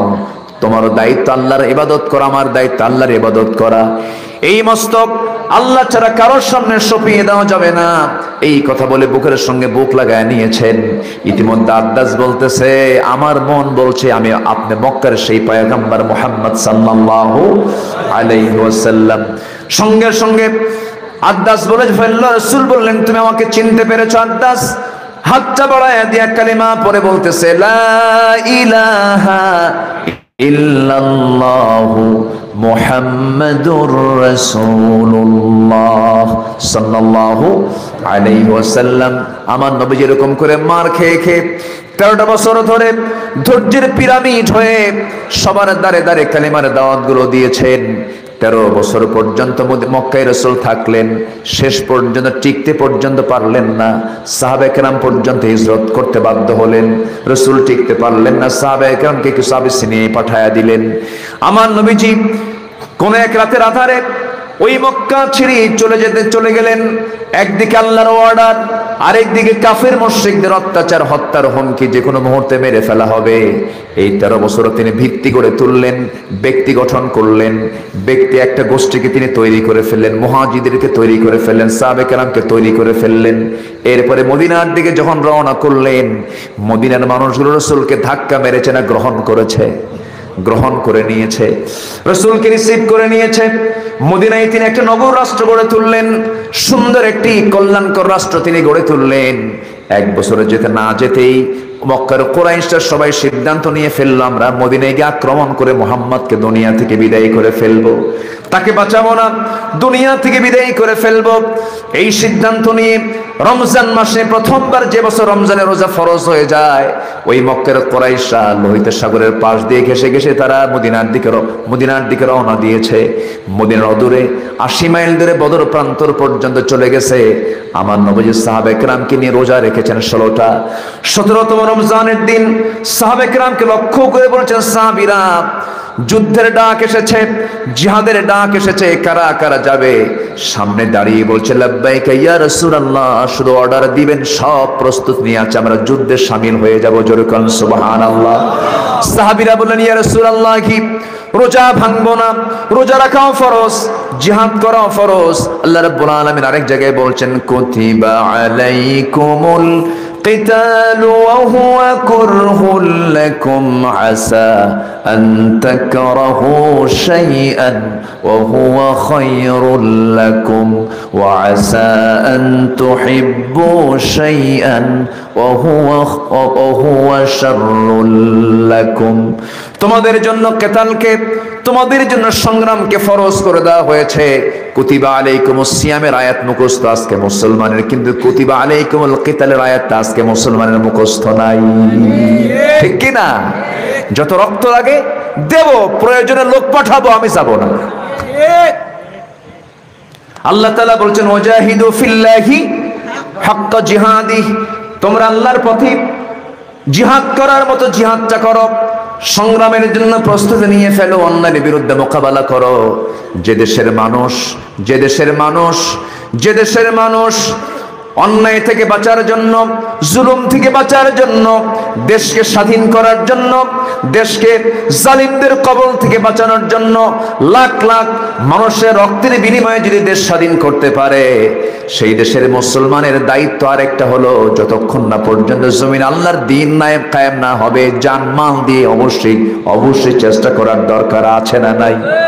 সংগ্রাম করার দরকার আছে না নাই? দেশ স্বাধীনের জন্য যদি রক্ত দেওয়া লাগে, দ্বীন কায়েমের জন্য রক্ত দেওয়ার দরকার আছে না নাই? অবশ্যই আছে। আল্লাহ তাআলা বলছেন, জান্নাত আমি এমনি দেব না, আমি তোকে জান্নাত দেব, আমি দুটো জিনিস নেব, জান নেব আর কি নেব? জান নেব আর কি নেব? জান কেমনে দিবেন? ট্রাকের তলে, বাসের তলে? আমার বন্ধুগণ, আল্লাহ রাব্বুল আলামিন রাসূলকে যখন মদিনায় পাঠানোর অর্ডার, মদিনায় যাওয়ার অর্ডার দিয়ে দিলেন, 13 বছর সাহাবে কেরাম ঈমানটাকে লালন করলেন, পরীক্ষায় তারা পাশ করলেন। শিবে আবু তালিবের 3.5 বছরের জেল পর্যন্ত কাটলেন, সব নির্যাতন নিপীড়ন সহ্য করলেন সাহাবীরা। ইতিমধ্যে অর্ডার হয়ে গেল, তিনি মদিনার দিকে চলে গেলেন। 1 বছর যেতে না যেতে যুদ্ধের ডাক চলে এলো। বদর প্রান্তরে যখন রাসূল রওনা দিবেন, সাহাবে কেরামদের মধ্য থেকে আমার রাসূল বলছেন, কে কে আসো, যুদ্ধে যাবে তোমরা? সবাই রাজি হয়ে গেছেন, কিন্তু ঘোড়া নাই, তরবারি নাই, সাহাবীদের খাবারের বন্দোবস্ত নাই। আমার নবীজি সাহাবে কেরামকে বলছেন, সবাই মিলে তোমরা প্রস্তুতি নিয়ে ফেলো, কিন্তু সৈন্য সংখ্যা খুব কম হয়ে গেছে। আমার রাসূল যখন সৈন্যদেরকে তিনি আহ্বান করছেন, কে কে যুদ্ধে যাবে, হঠাৎ করে দেখা গেল মদিনার আফরার 2টা ছেলে, মুআজ ছোট্ট বাচ্চা 2টা নবীর সামনে দাঁড়িয়ে গেছে। রাসূল বললেন, ও ছোট্ট 2টা বাচ্চা, তোমরা আমার সামনে দাঁড়িয়ে কি বলতে চাও বলো? বড়জন বলে, হুজুর শুনলাম যোদ্ধার সংখ্যা নাকি কম, আমাদেরকে অর্ডার দেন, আমরা যুদ্ধে চলে যাব। রাসূল বললেন, না রে না, যেতে দেওয়া যাবে না, কারণ তোমাদের ফিটনেস নাই, তরবারি ধরার মতো বাহুবল নাই, তোমাদেরকে পারমিশন দিতে পারবো না। এই কথা শোনা মাত্রই বড়জন বলে, হুজুর অন্তত আপনি আমাকে অনুমতি দেন, আমি ওর চাইতে লম্বা আছে, আমার গায়ে একটু শক্তি বেশি। ছোটজন বলে, হুজুর ও এমনি কথা বলো, আমি ওর চাইতে খাটো হতে পারি, কিন্তু শক্তি আমার গায়ে বেশি, আমিও যুদ্ধে যাব। রাসূল বলেন, ঠিক আছে, শক্তি কার বেশি একটু দেখি তো। কি? দুজন মারামারি লেগে দাও। দুজন কুস্তি লেগে গেছে। বড়জন ছোটজনকে নিচে ফেলে দিয়েছে। ছোটজন বড় ভাইয়ের কানের মধ্যে মুখ ঢোকায় বলে, ভাই রে, তুমি একা একা যুদ্ধে যাবে, কিন্তু আমরা তো একা একা কখনো থাকি নাই। আমরা দুজন মিলে খেলাধুলা করেছি, খাওয়া দাওয়া করেছি, ঘুমিয়েছি, সব আমরা একসঙ্গে করলাম। আজকে তুমি আমাকে ছেড়ে একা যুদ্ধে যাবে, কেমন হয়? তোমার গায়ের শক্তি একটু কমায় দাও, তোমার বুকের উপর উঠে একটা বারের জন্য বসে বল, রাসূলকে বুঝাই শক্তি আমারও আছে। এই কথা বলে বড় ভাইকে নিচে ফেলে দিয়ে বুকের উপরে বসে গেছে। আমার নবীজি মুসকে মুসকে হাসেন, আর চোখের কোনা বেয়ে টপ টপ করে পানি পড়ে। ছোট্ট 2টা বাচ্চাকে বুকের সঙ্গে জড়িয়ে ধরে আল্লাহকে লক্ষ্য করে বলছেন, আল্লাহ, এই ছোট্ট মদিনার বাচ্চা 2টার গায়ের শক্তি নাই, কিন্তু ইমানের শক্তিটা আছে। এই দুজনকে আমি রাসূল তাদেরকে যুদ্ধের অর্ডার দিয়ে দিলাম। জোরে বলে সুবহানাল্লাহ। জিহাদের অর্ডার দিয়ে দিলাম। এই ছোট্ট 2টা বাচ্চা অর্ডার পেয়ে গেলেন। ওই 313 জনের ভিতরে এই ছোট্ট দুইটা বাচ্চা অংশগ্রহণ করেছেন, বদর প্রান্তরে চলে গেছেন। ওয়াজাহিদু ফিল্লাহি হাক্কা জিহাদিহি হুয়া জাতাবাকুম ওয়া মা জাআলা আলাইকুম ফিদ-দীনি মিন হারাজ মিল্লাতা আবিকুম ইব্রাহিম। এই ছোট্ট দুইটা বাচ্চা ওই বদর প্রান্তরে 80 মাইল দূরে, মদিনা থেকে 80 মাইল দূরে গিয়া প্রথম কাতারে সাহাবীদের কাতারে ওই ছোট্ট দুইটা বাচ্চা দাঁড়ায় গেছে। ছোট্ট দুইটা বাচ্চা দাঁড়ায় গিয়ে এক সাহাবীকে ডাক দিয়ে বলে, চাচা আবু জেহেলটা কই? কে কে কে? আবু জেহেলটা কই? সঙ্গে সঙ্গে সাহাবী আশ্চর্য হয়ে বলতেছে, ছোট্ট দুইটা বাচ্চা, তোমরা আবু জেহেল দিয়ে কি করবা? এই ছোট্ট দুইটা বাচ্চা একসঙ্গে বলতেছে, চাচা আমরা কারো বিরুদ্ধে যুদ্ধ করতে আসি নাই, আমাদের সবচেয়ে বড় টার্গেট হলো আবু জেহেল। কারণ আমরা শুনেছি আবু জেহেল নাকি রাসূলকে খুব কষ্ট দিয়েছে, খুব নাকি জুলুম করেছে, এই জন্য আমরা আবু জেহেলকে মারতে চাই, একটু দেখায় দাও তো। যখন বলে ফেললো সেই সময় সেই সাহাবী বলতেছে, নৌকুচু করে ওই যে ঘোড়ার পিঠে বসে আছে, দুই দিকে পা ছেড়ে দিয়ে বসে আছে, ওটাই হলো কাফিরদের লিডার, কুরাইশদের লিডার। বলতে দেরি হয়েছে কিন্তু যেতে দেরি হয় নাই। সিংহের মতো গর্জন দিয়া, বাস পাখির মতো উড়ন্ত হয়ে ছোট্ট দুইটা বাচ্চা দৌড় মেরে গিয়ে তাদের মধ্যে ঢুকে গেছে। তারা টের পায় নাই, কারণ বগলের নিচে তারা পড়ে আছে। কোন গ্রুপ তারা টের পায় নাই, কোন গ্রুপের লোক তারা টের পায় নাই। আবু জেহেল গোরার পিঠে দুই পা ছেড়ে দিয়ে বসে আছে। দুই পাশে দুই সাহাবী, দুই ছোট্ট দুইটা বাচ্চা তরবারি নিয়ে দাঁড়ায় গেছে। পজিশন ঠিক করে নিয়া সজোরে দুইজন ভাই একসঙ্গে আল্লাহু আকবার বলে দুই পায়ে মেরে দিয়েছে তরবারের আঘাত। ওই যে ধরাশয়ী হয়ে আবু জেহেল ঘোড়ার পিঠ থেকে পড়ে গেছে, আর কোমর সোজা করে আবু জেহেল আর কখনো দাঁড়াতে পারে নাই। আমার ভাইরা, আমার বন্ধুগণ, ফলাফল কি হলো?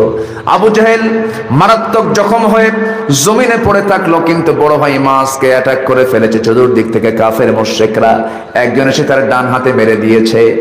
ঝনঝন করে তার ডান হাত থেকে তরবারি পড়ে গেল, কিন্তু এক আঘাতে তার হাতটা চামড়ার সঙ্গে ঝুলতে লাগলো।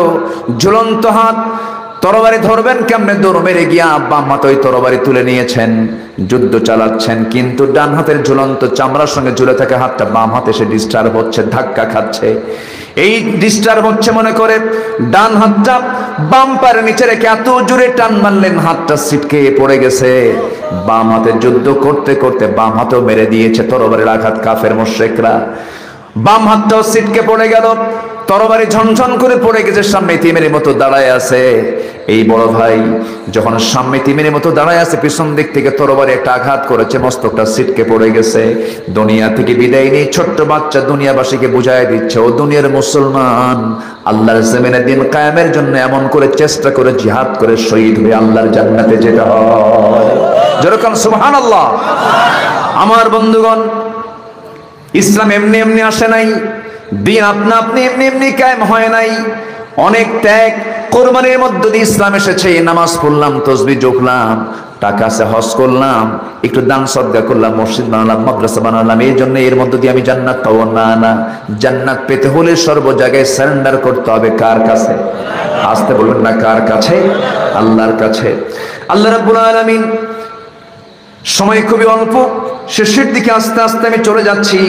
আল্লাহ রাব্বুল আলামিন সূরা হজের এই শেষ আয়াত আমি যেটা তেলাওয়াত দিয়ে শুরু করেছি, মহান রাব্বুল আলামিন এখানে 4টা কাজের জন্য অর্ডার দিয়েছেন। একটা কাজ এতক্ষণ ধরে বললাম, একটা হলো জিহাদ করো। কার পথে? আসতে বললেন না, কার পথে? জিহাদ মানে হলো সমস্ত কাজে আমরা যখন অংশগ্রহণ করব, কার হুকুম মেনে চলবো? আল্লাহর হুকুমটা মেনে চলবো। আর প্রকৃত জিহাদের চূড়ান্ত রূপ হলো এই দুনিয়াতে যত দিন আছে সমস্ত দিনকে পরাজিত করে কার দিনকে বিজয়ী করা। এই সংগ্রাম করার নামও জিহাদ, এই সংগ্রাম করার নামও জিহাদ। যদি কোরআনকে প্রশ্ন করেন, কোরআন তুমি বলো তো আমাদের রাসূলকে আল্লাহ তাআলা কেন পাঠিয়েছেন? রাসূলকে আল্লাহ তাআলা কি দায়িত্ব দিয়ে দুনিয়াতে পাঠিয়েছেন? এক কথায় জবাব হলো, আরসালা রাসূলাহু বিল হুদা ওয়া দীনিল হক লিইয়ুযহিরাহু আলাদ-দীনি কুল্লিহি ওয়া কাফা বিল্লাহি শাহীদা। তিনি সেই মহান সত্তা যিনি তার রাসূলকে দ্বীনে হক দিয়ে দুনিয়াতে পাঠিয়েছেন, যেন তিনি কি করতে পারেন? এই দ্বীন হকটাকে, আল্লাহর দ্বীনকে সকল দ্বীনের উপরে যেন বিজয়ী করতে পারেন। দুনিয়ার সকল সুদ, জেনা, মদ, রাহাজানি, সন্ত্রাসী, চোরা কারবারি, ডাকাতি, সমস্ত সামাজিক কাজ, সমস্ত হারাম কাজগুলোকে সমাজ থেকে উৎখাত করে, সমস্ত দুনিয়াবি সমস্ত আইন কানুনকে উৎখাত করে আল্লাহর দ্বীনকে বিজয়ী করার জন্য সংগ্রাম করার দরকার আছে না নাই? আসতে বলবেন না, আছে না নাই? সংগ্রাম করেছেন মুহাম্মদ সাল্লাল্লাহু আলাইহি ওয়াসাল্লাম। তুমি মিষ্টি খাওয়া সুন্নাত মানো, তুমি মিসওয়াক করা সুন্নাত মানো, তুমি দুপুরে খাওয়া দাওয়া করে ঘুমানোর সুন্নাত এটা মানো, কিন্তু রাসূল যে দিন কায়েমের জন্য দাঁত ভাঙিয়েছেন এটা সুন্নাত কেন মানো না? কেন মানো না? আল্লাহ তাআলা বলেছেন ওয়াজাহিদু ফিল্লাহি হাক্কা জিহাদি। আল্লাহ তাআলা এই আয়াতের শেষের দিকে এসে বলছেন না, বলছেন ফাকিমুস সালাহ, এরপরে তোমরা কি করবে? নামাজ কায়েমের সংগ্রাম করবে। আমরা সবাই নামাজ পড়ি তো নাকি? হ্যাঁ হুজুর, অন্তত শুক্রবার তো পড়ি। এরকম পাবলিক আমার দেশে কম না বেশি? আসতে বলবে না, কম না বেশি? হ্যাঁ, আবার শুক্রবারের মুসল্লিদের চোটপাটও বেশি, কিন্তু শুক্রবারে 5 ওয়াক্ত মুসল্লি প্রথম কাতারে জায়গা পায় না। বিশেষ করে ম্যাক্সিমাম মসজিদগুলোতে সভাপতি, সেক্রেটারি এদের নির্দিষ্ট আসন থাকে। ওরা সবার পরে আসলেও প্রথম কাতারে, মানে সমাজের সব জায়গা দখল করতে করতে মসজিদের জায়গা শুনতে দখল আছে না নাই? আচ্ছা, জুমার দিন যে সবার আগে আসবে আল্লাহ তাআলা তাকে উট কুরবানির সওয়াব দিয়ে দেন। সবার আগে যে আসবে সেই ইমামের পিছনে বসার কথা, ঠিক কিনা? আল্লাহ বলছেন তার উট কুরবানির মর্যাদা, তার জন্য আমি উট কুরবানির সওয়াব দিয়ে দেব। আর সভাপতি পদটা পাওয়ার জন্য সবার পরে আসলেও তার জায়গা দখল। মুসল্লাটা দখল হয়ে আছে, তো সামনে এসে বসে ঘড়ি দেখে সভাপতি, আর খুতবা দেয় হলো খতিব। যদি খুতবা দিতে নিয়ে যদি 20-5 মিনিট যদি একটু এদিক সেদিক হয়, হুজুর সময়ের জ্ঞান নাই আপনার? হ্যাঁ, কি কথা কি বুঝতেছেন? খতিবের খুতবা চলাকালীন যে মুসল্লি ঘড়ি দেখে আর ইমামকে ইন্ডিকেট করে কথা বলে, সে হচ্ছে পৃথিবীর সবচেয়ে বড় বেয়াদব। সবচেয়ে বড় বেয়াদব সে। আছে না নাই? আছে। উনি কি করে?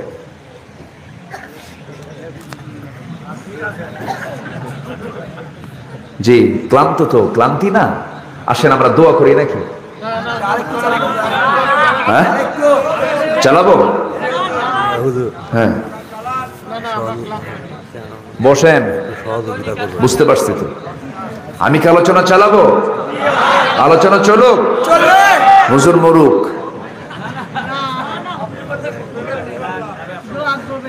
এত সুন্দর মানুষ আপনারা, বলি আলহামদুলিল্লাহ।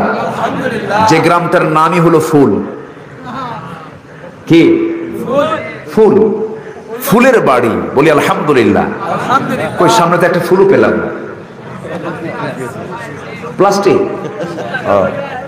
হ্যাঁ, এই যে ফুলের কোনো গন্ধ নাই। আজকের ভালোবাসার ভিতরেও এই প্লাস্টিক ভাবটা আছে, কোনো মহব্বত নাই, খালি কয় আই লাভ ইউ, কিচ্ছু না, ভুয়া। ঠিক কি না? সব ভুয়া। ভালোবাসা কি বিয়ের আগে হয় না বিয়ের পরে হয়? এখন ভালোবাসা কখন হয়?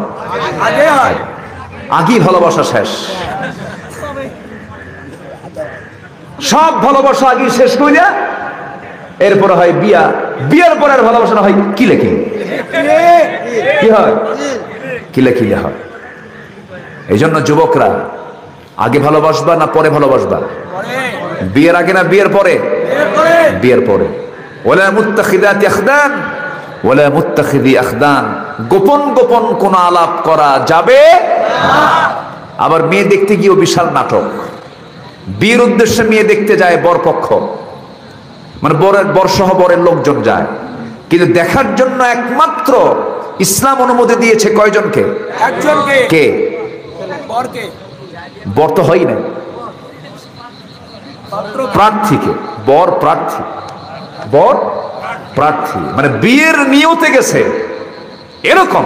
আমি যদি হয় আমি এখানে বিয়ে করে ফেলবো, এরকম নিয়তে যে গেছে সে দেখতে পারবে, এমনকি ছেলের বাপটাও দেখতে পারবে না।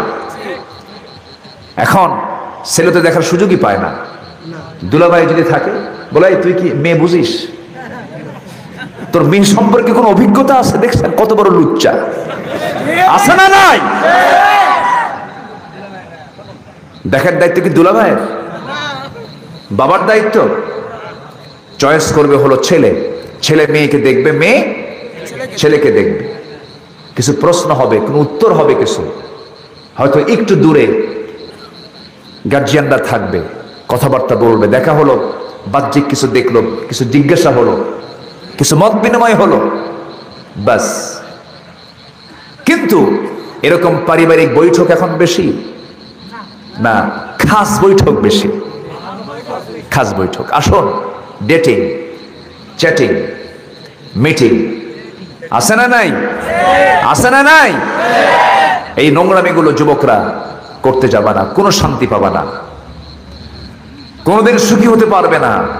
যৌবনটাকে কন্ট্রোল করো, যৌবনকে হেফাজত করো, তোমার লজ্জাস্থানকে তুমি হেফাজত করবে, আল্লাহ তোমাকে আরশের ছায়ার মেহমান বানাবেন, আর শাজিমের মেহমান বানাবেন। আল্লাহ নিজে ওয়াদা করছেন যে যে যুবক আমার ভয়ে একটা সুন্দরী নারীর প্রস্তাবকে প্রত্যাখ্যান করে আমার ভয়ে আমার পথে থাকবে, আমি থেকে আর শাজিমের মেহমান বানাবো, আমি আর শাজিমের ছায়া থেকে জায়গা করে দেব।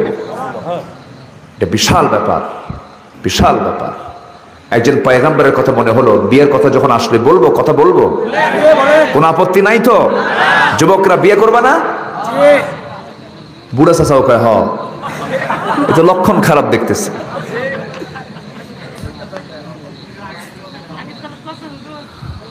আচ্ছা, ও ঝোঁকে কইছে না, তালে কইছে, আচ্ছা ঠিক আছে। বিয়ে শাদী করা যুবকদের দায়িত্ব, এবং বিয়ে শাদী করানো তার মুরব্বীদেরও দায়িত্ব, ঠিক কি না? অনেক মুরব্বী আছে, তুই নিজের পায়ে দাঁড়াস না, তুই কিসের বিয়ে, ওকে অন্যের পায়ে দাঁড়ায় আছে নাকি? বাপমা বোঝে না, অনেক বাপমা বোঝে না। যে ছেলে মুখ খুলে একবার বলেছে বিয়ে করাও, বাপমার দায়িত্ব ইমার্জেন্সি তাকে বিয়ে করায় দাও। এটা উচিত, উচিত। তার পেটের ক্ষুধা চূড়ান্ত হলে কন্ট্রোল করা যেমন যায় না, পেটের ক্ষুধা নিবারণ করার জন্য খাদ্যের দরকার, তেমনি অবশ্যই যৌবনের ক্ষুধাও আছে না নাই? এটাকে মাথায় রাখা উচিত, যেন আপনার ছেলেটা যেন বিপদগামী না হয়, জেনার দিকে ঝুঁকে না পড়ে। এটা আপনার পিতা হিসাবে, আপনার মাতা হিসাবে, আপনার গার্জিয়ান হিসাবে আপনার একটা দায়িত্ব, ইমানি দায়িত্ব, আছে না নাই? রিজিকের ফয়সালা কার? রিজিক কে দিবেন? আল্লাহ বলছেন বিয়ে কর, আমি তোরে ধনী বানায় দেব। কার কথা? আল্লাহর কথা। বিয়ে করে কি খাওয়াবি? বউ তো হাতি নাকি? এগুলো এগুলো হচ্ছে শয়তান। আপনাদের শয়তান মানুষকে দারিদ্রতার ভয় শেখায়, ভয় দেখায়। ইয়াইদুকুমুল ফাকর, শয়তানের পক্ষ থেকে দারিদ্রতার ভয়টা আসে। রিজিকের ফয়সালা কে করবেন? আল্লাহ তাআলা করবেন। সম্মানিত ভাইয়েরা, বিয়ের আসরে কোন ছেলে পক্ষ যদি দেখতে যায়, শুধু ছেলে দেখবে, ছেলের বাপ, ছেলের দুলাভাই, অন্য আদার্স বন্ধু বান্ধব কেউ দেখবে না। এটা ইসলাম বলে দিয়েছে। কি বলে দিয়েছে? ইসলাম বলে দিয়েছে। সম্মানিত ভাইয়েরা, একজন পয়গম্বরের কথা আমার মনে হলো হঠাৎ করে। একজন পয়গম্বর খুব রাগী ছিলেন, খুব মেজাজ ছিল তার, মাথা থেকে পা পর্যন্ত রাগ। যখন খেপে যেতেন তার চুলগুলো খাড়া হয়ে টুপি বের হয়ে যেত, টুপি ভেদ হয়ে যেত, এত রাগ ছিল।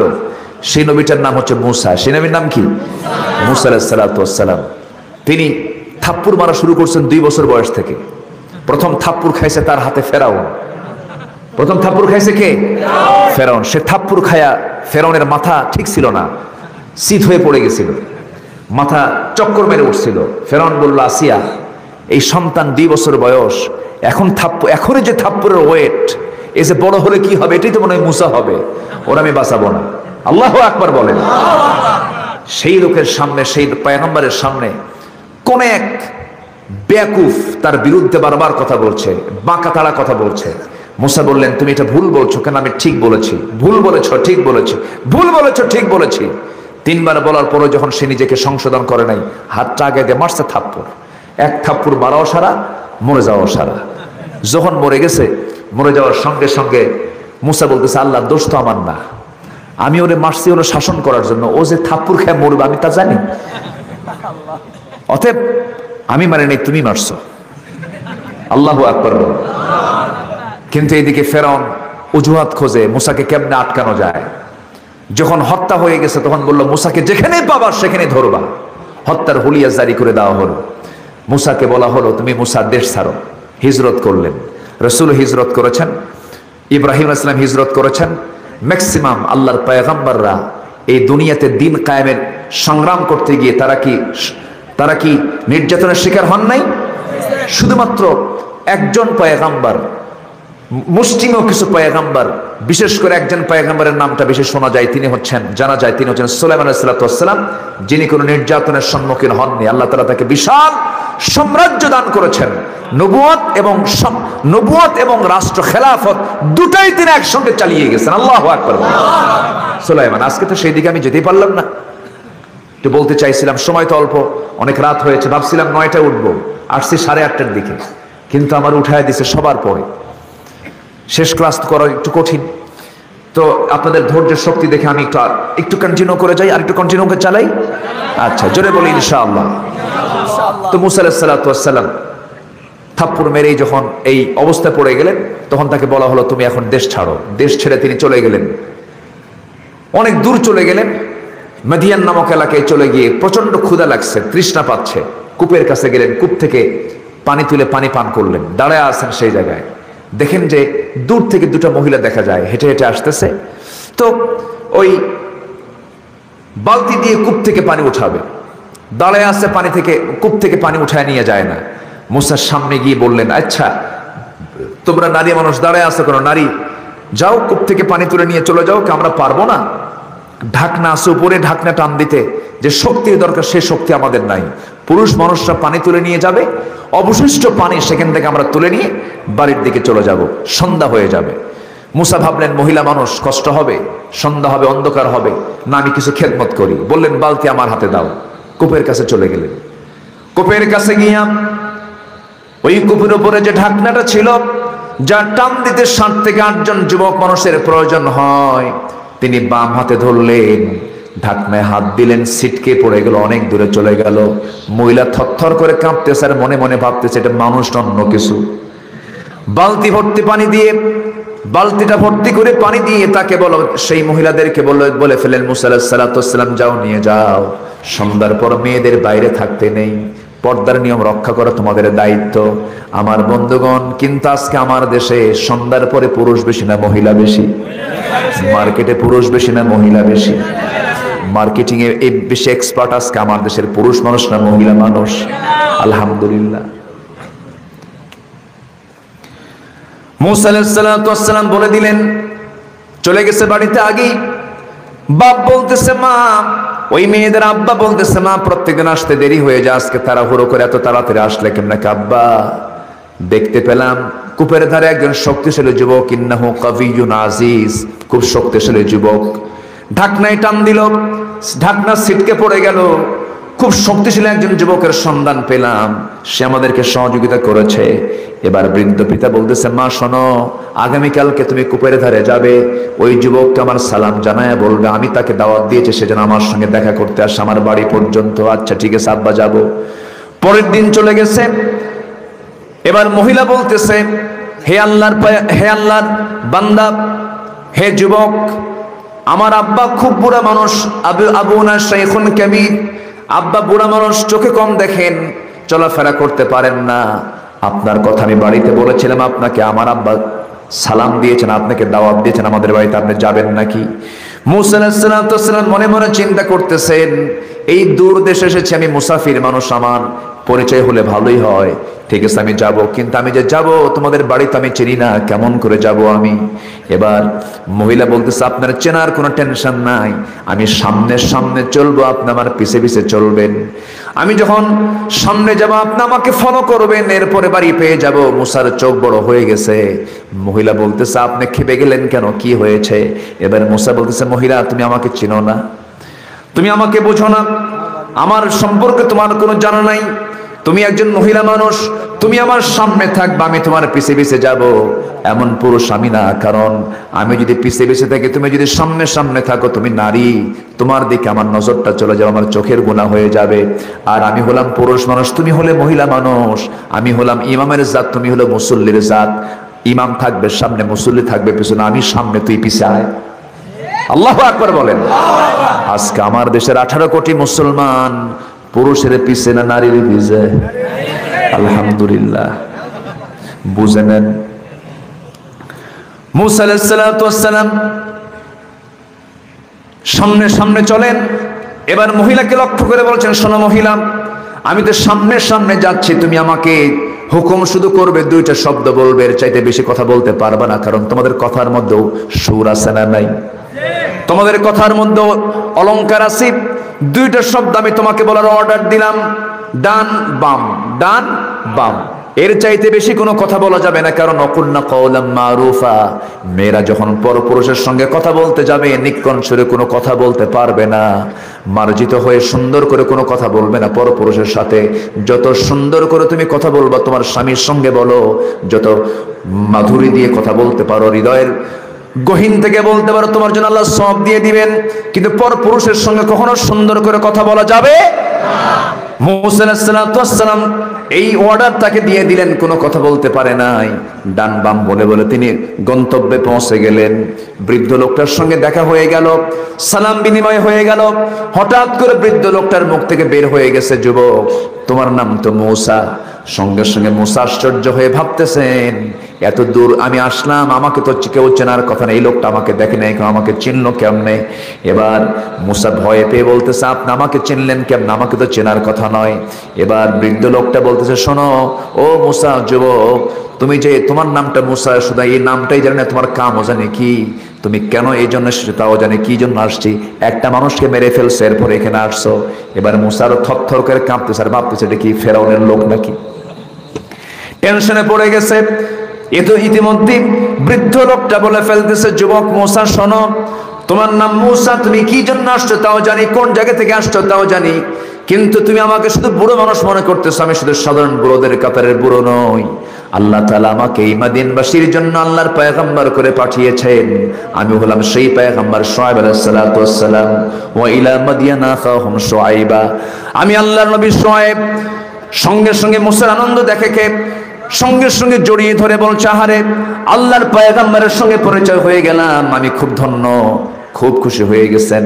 সঙ্গে সঙ্গে এবার বলতেছে, শোনো মুসা, গতকালকে আমার মেয়েগুলোকে দেখেছো, আজকে আমার মেয়েটাকে দেখেছো, এই দুইটার যে কোনো একটা মেয়েকে আমি তোমার সঙ্গে বিয়ে দেব, তুমি কি বিয়ে করবা নাকি? সুবহানাল্লাহ বলবেন না? বিয়ের পর্বকে সামনে রেখে তো কথাগুলো আসলো, বলবো বলবো বলবো বলবো, তুমি কি বিয়ে করবা নাকি? মুসা আলাইহিস সালাতু ওয়াস সালাম একটু চিন্তা করলেন না, কারণ নবীর পক্ষ থেকে অফার আসছে, এখানে আর হিসাব করে কি করব, নবীর মেয়ে অনেক ভালোই তো হয়। সঙ্গে সঙ্গে বলে ফেলছেন, এক্ষুনি রাজি আছি। কি এখনই রাজি আছি? সঙ্গে সঙ্গে শুআয়ব আলাইহিস সালাতু ওয়াস সালাম বললেন, শোনো, আমি যে তোমার সাথে আমার মেয়েকে বিয়ে দেব এই মুহূর্তে আমি তোমার সঙ্গে বিয়ে দেব না, কারণ তোমার রেকর্ড তো ভালো না। কেন, কি হয়েছে? থাপ্পড় মারলে মানুষ মরে, থাপ্পড় মারলে মানুষ মরে। তোমার রাগ খুব বেশি। তাহলে এখান থেকে দেখা গেল, দেখেন প্রস্তাবটা আসলো ছেলের বাবা থেকে না মেয়ের বাবা থেকে? প্রস্তাব দিয়েছে মেয়ে না মেয়ের বাবা? প্রস্তাব দেবে কি মহিলা মানুষ, মেয়ে নিজে দেবে না মেয়ের বাবা দেবে? কে দেবে? মেয়ের বাবা অথবা মেয়ের অভিভাবক দেবে। কিন্তু এখন কি অভিভাবক লাগে? গার্জিয়ান লাগে? গার্জিয়ান যদি বলে মা বিয়ে দেব, মেয়ে বলে আব্বু তোমার এত দায়িত্ব নেওয়ার কি দরকার? আমাদের কি চোখ কান বড় হয়নি? আমরা কি চোখ কান আমাদের খোলা হয়নি? আমাদের বয়স হয়নি? এত টেনশন করেন কেন? একসঙ্গে সাইটটা দেখছি, যে কোনো একটা চয়েস করে নেব আমি। আছে না নাই? সবগুলোর সঙ্গে চ্যাটিং করে, মোবাইলে মিস কল মারে। মোবাইল এ তো খুব ভালো জিনিস। এটা যে কি, কত ঘর যে ভাঙছে মোবাইল দিয়া, কার বউ যে কত নিয়ে চলে গেছে আরেকজন, এর কোনো হিসাব নেই। তার সব মাধ্যম কি? মোবাইল। দূরত্ব যতই হোক কাছে থাকুন, দূরত্ব যতই হোক কাছে থাকুন। বেডরুমে যত কাছে, তার চোখ কাছে এনে দেয় হলো মোবাইল। চুয়াডাঙ্গা আমার মাহফিল, রাতের বেলা খাইতে বসছি, মাহফিল ওঠার আগ দিয়ে এক মুরব্বী পাশে এসে বসে বলে, হুজুর আমার বড় মেয়ের জন্য দোয়া করবেন। বললাম যে দোয়া করি, কোনো সমস্যা? কুজুর বড় মেয়েকে বিয়ে দিছে ঠাকুরগা, কে চুয়াডাঙ্গার মানুষ ঠাকুরগায় বিয়ে দিলেন ঘটককে, কুজুর মোবাইল। কে ঘটক? মোবাইল। বললাম মোবাইল মানে? কুজুর মোবাইল কিনে দিব না, কিন্তু মেয়েটা বললো আব্বু আমি সায়েন্সের ছাত্রী, আমার মোবাইল লাগবে, অনলাইনে ক্লাস করতে হয়। কিনে দিলাম, ভালো একটা দামি মোবাইল কিনে দিলাম। সে অনলাইনে ক্লাস করতে করতে এই যেদিকে আরেকটা ক্লাস খুলছে তা তো জানি না। 3 দিন খবর নাই, আমি কাউকে বলতেও পারি না আমার মেয়ে কই কি অবস্থা, কিছু খোঁজও নিতে পারছে না, কাউকে বলতে পারছে না। 3 দিন পর আমার মোবাইলে রিংটোন বাজতেছে, রিসিভ করেই দেখি আমার মেয়ের কণ্ঠ পেলাম, সালাম দিয়ে শুরু করে বলতেছে আব্বু টেনশন করিও না, সকল কাজ সম্পূর্ণ হইয়া গিয়াছে। কি কথা কি বুঝতেছেন আপনারা? সকল কাজ সম্পূর্ণ হইয়া গিয়েছে। এরপরে বলতেছে আব্বা এই টেনশন করার দরকার নাই, তুমি কোনো টেনশন করো না, আমরা ভালো আছি। আমি থেকে কি হয়েছে? 1 থেকে কয়জন হয়েছে? ঘটককে মোবাইল। শুধু শর্ট কথা বলি, যদি কেউ তার মেয়েকে বিয়ে দিতে না পারেন, বিয়ে হচ্ছে না, দয়া করিয়া কালকে একটা মোবাইল কিনে দিবেন।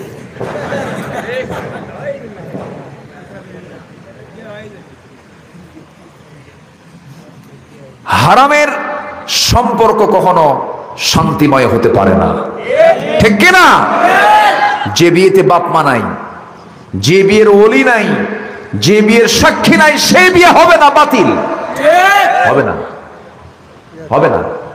মেয়ের বাবা নাই, মেয়ের মা নাই, মেয়ের গার্জিয়ান নাই, বিয়ে হবে না। আজকে সমাজে অহরহ আছে না, বলেন তো?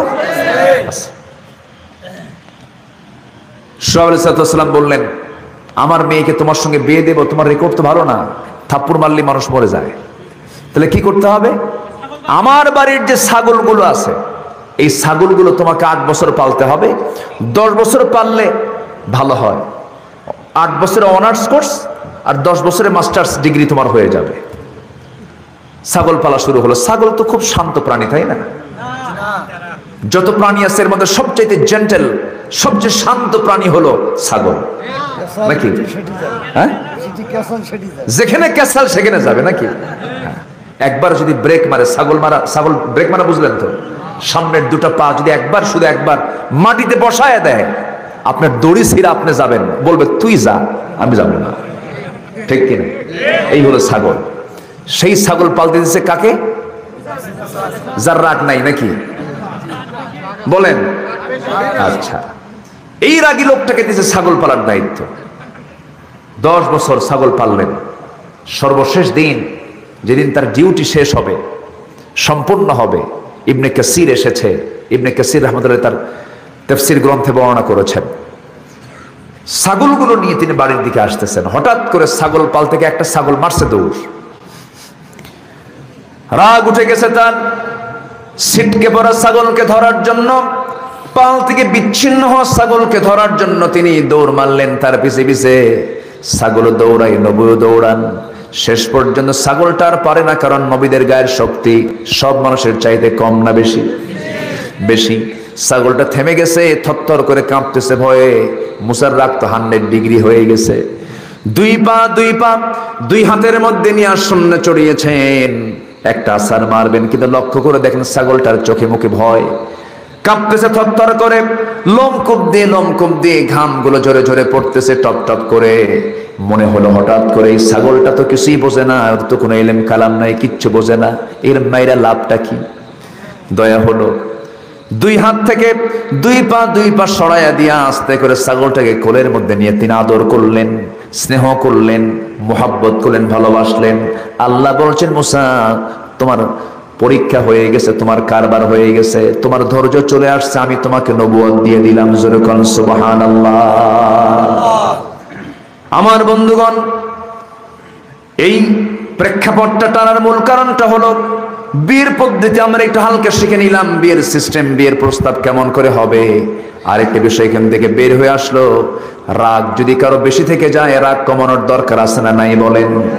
রেগে যাবেন তো হেরে যাবেন, যেখানেই রাগ সেখানেই ধ্বংস। রাগ করবেন সব পয়মাল হয়ে যাবে। এই জন্য ইমানদারকে রাগী হবে না, ধৈর্যশীল হবে। বলেন বলেন কি হবে? ধৈর্যশীল হবে। নামাজ পড়তে মন চায় না, ফজরে উঠতে মন চায় না, আমি জোর করে সেই সময় ঘুম থেকে উঠে নামাজে দাঁড়ায় গেছে, আজান শুনলাম, এটাও কিন্তু ধৈর্য। এটাও কি বলেন?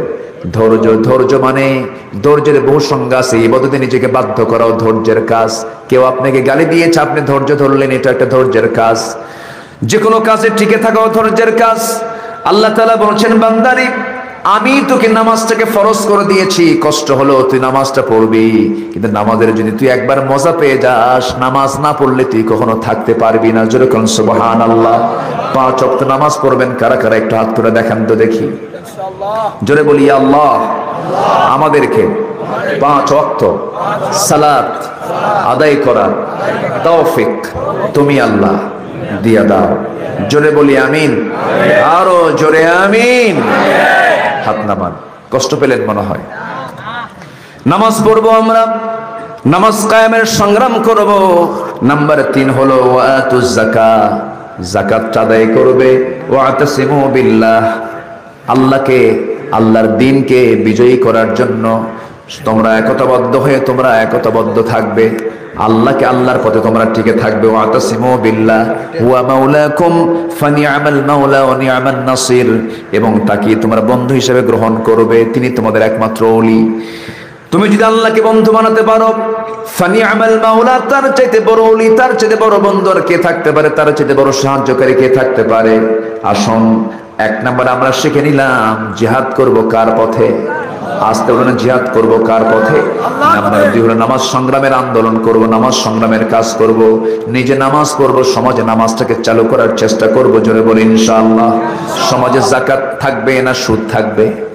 যাকাত থাকবে। যাকাত যেন সমাজে চালু হয়, এই জন্য আমরা চেষ্টা চালাবো। জোরে বলি ইনশাআল্লাহ। সুদের ধারে পাশে আমরা যাব না। জোরে বলি ইনশাআল্লাহ। আমরা পথ ধরবো কার? আসতে বলেন, পথ ধরবো কার? আমার সবচেয়ে বড় বন্ধুকে, সবচেয়ে বড় বন্ধুকে ফানি'মাল মাওলা ওয়া নি'মান নাসির। আল্লাহ তাআলা আরেক জায়গায় বলছেন, ইন্নামা ওয়ালিয়ুকুমুল্লাহু ওয়া রাসূলুহু ওয়াল্লাযীনা আমানু, তোমাদের জন্য বন্ধু হবে 3 জন। 1 নাম্বার কে? নাম্বার 2 হচ্ছে মুহাম্মদ সাল্লাল্লাহু আলাইহি ওয়াসাল্লাম। নাম্বার 3 হলো যারা ঈমানদার। এই 3 জন হবে বন্ধু। এই 3টা বন্ধু যদি তুমি ধরে রাখতে পারো, টিকে রাখতে পারো, আল্লাহ তাআলা বলছেন, বান্দা তোর কোনো চিন্তা নাই, আমি তোরে জান্নাত দিয়ে দেব। জোরে কোন সুবহানাল্লাহ। আল্লাহ কবুল করুন, আল্লাহ কবুল করুন, আল্লাহ কবুল করুন। সম্মানিত ভাইয়েরা, রাত তো অনেক হলো, কেউ যাবেন না। এই মাহফিলটা এই বছরই প্রথম শুরু হলো না? এটাই ফার্স্ট অধিবেশন। আল্লাহ তুমি মাহফিলকে কবুল করো। কোথায় যুবকরা আছে তো না? জি আলহামদুলিল্লাহ। এই মাহফিল প্রত্যেক বছর হোক, সবাই চান না ইনশাআল্লাহ? আচ্ছা, চান কারা কারা? একটু হাত তুলে দেখেন তো দেখি, চানটা কারা কারা এই মাহফিলটা প্রত্যেক বছর হোক? এত লোকের হাত যদি মাহফিলের পক্ষে থাকে, এই মাহফিলকে হবে না প্রত্যেক বছর ইনশাআল্লাহ? জি, একটু হাতটা তুলে দেখেন না, কারা কারা রায় দিচ্ছেন? আল্লাহ তুমি বান্দাদের এই হাতের সমর্থনকে তুমি আল্লাহ কবুল করো। জোরে বলি আল্লাহুম্মা আমিন। হাত নামান। জি, প্রত্যেক বছর মাহফিলটা হবে। তো যুবকরা মাহফিলটার আয়োজন করেছে, আপনাকে খুশি না বেজার? যদি খুশি হয়ে থাকেন, যুবকদের কি আমরা নিরুৎসাহ দেব না উৎসাহ দেব? বলেন কি করব? উৎসাহ দেব। উৎসাহ দিতে গেলে আমরা একটু চেষ্টা করি, আমরা কথা দিয়ে, কাজ দিয়ে, অর্থ দিয়ে, সব দিয়ে একটু হলেও আমরা সহযোগিতার হস্ত আমরা প্রসার করব। আমাকে অনেক আগেই বলেছেন কমিটি, কিন্তু আমি বলিনি যে যেহেতু কিছু কথা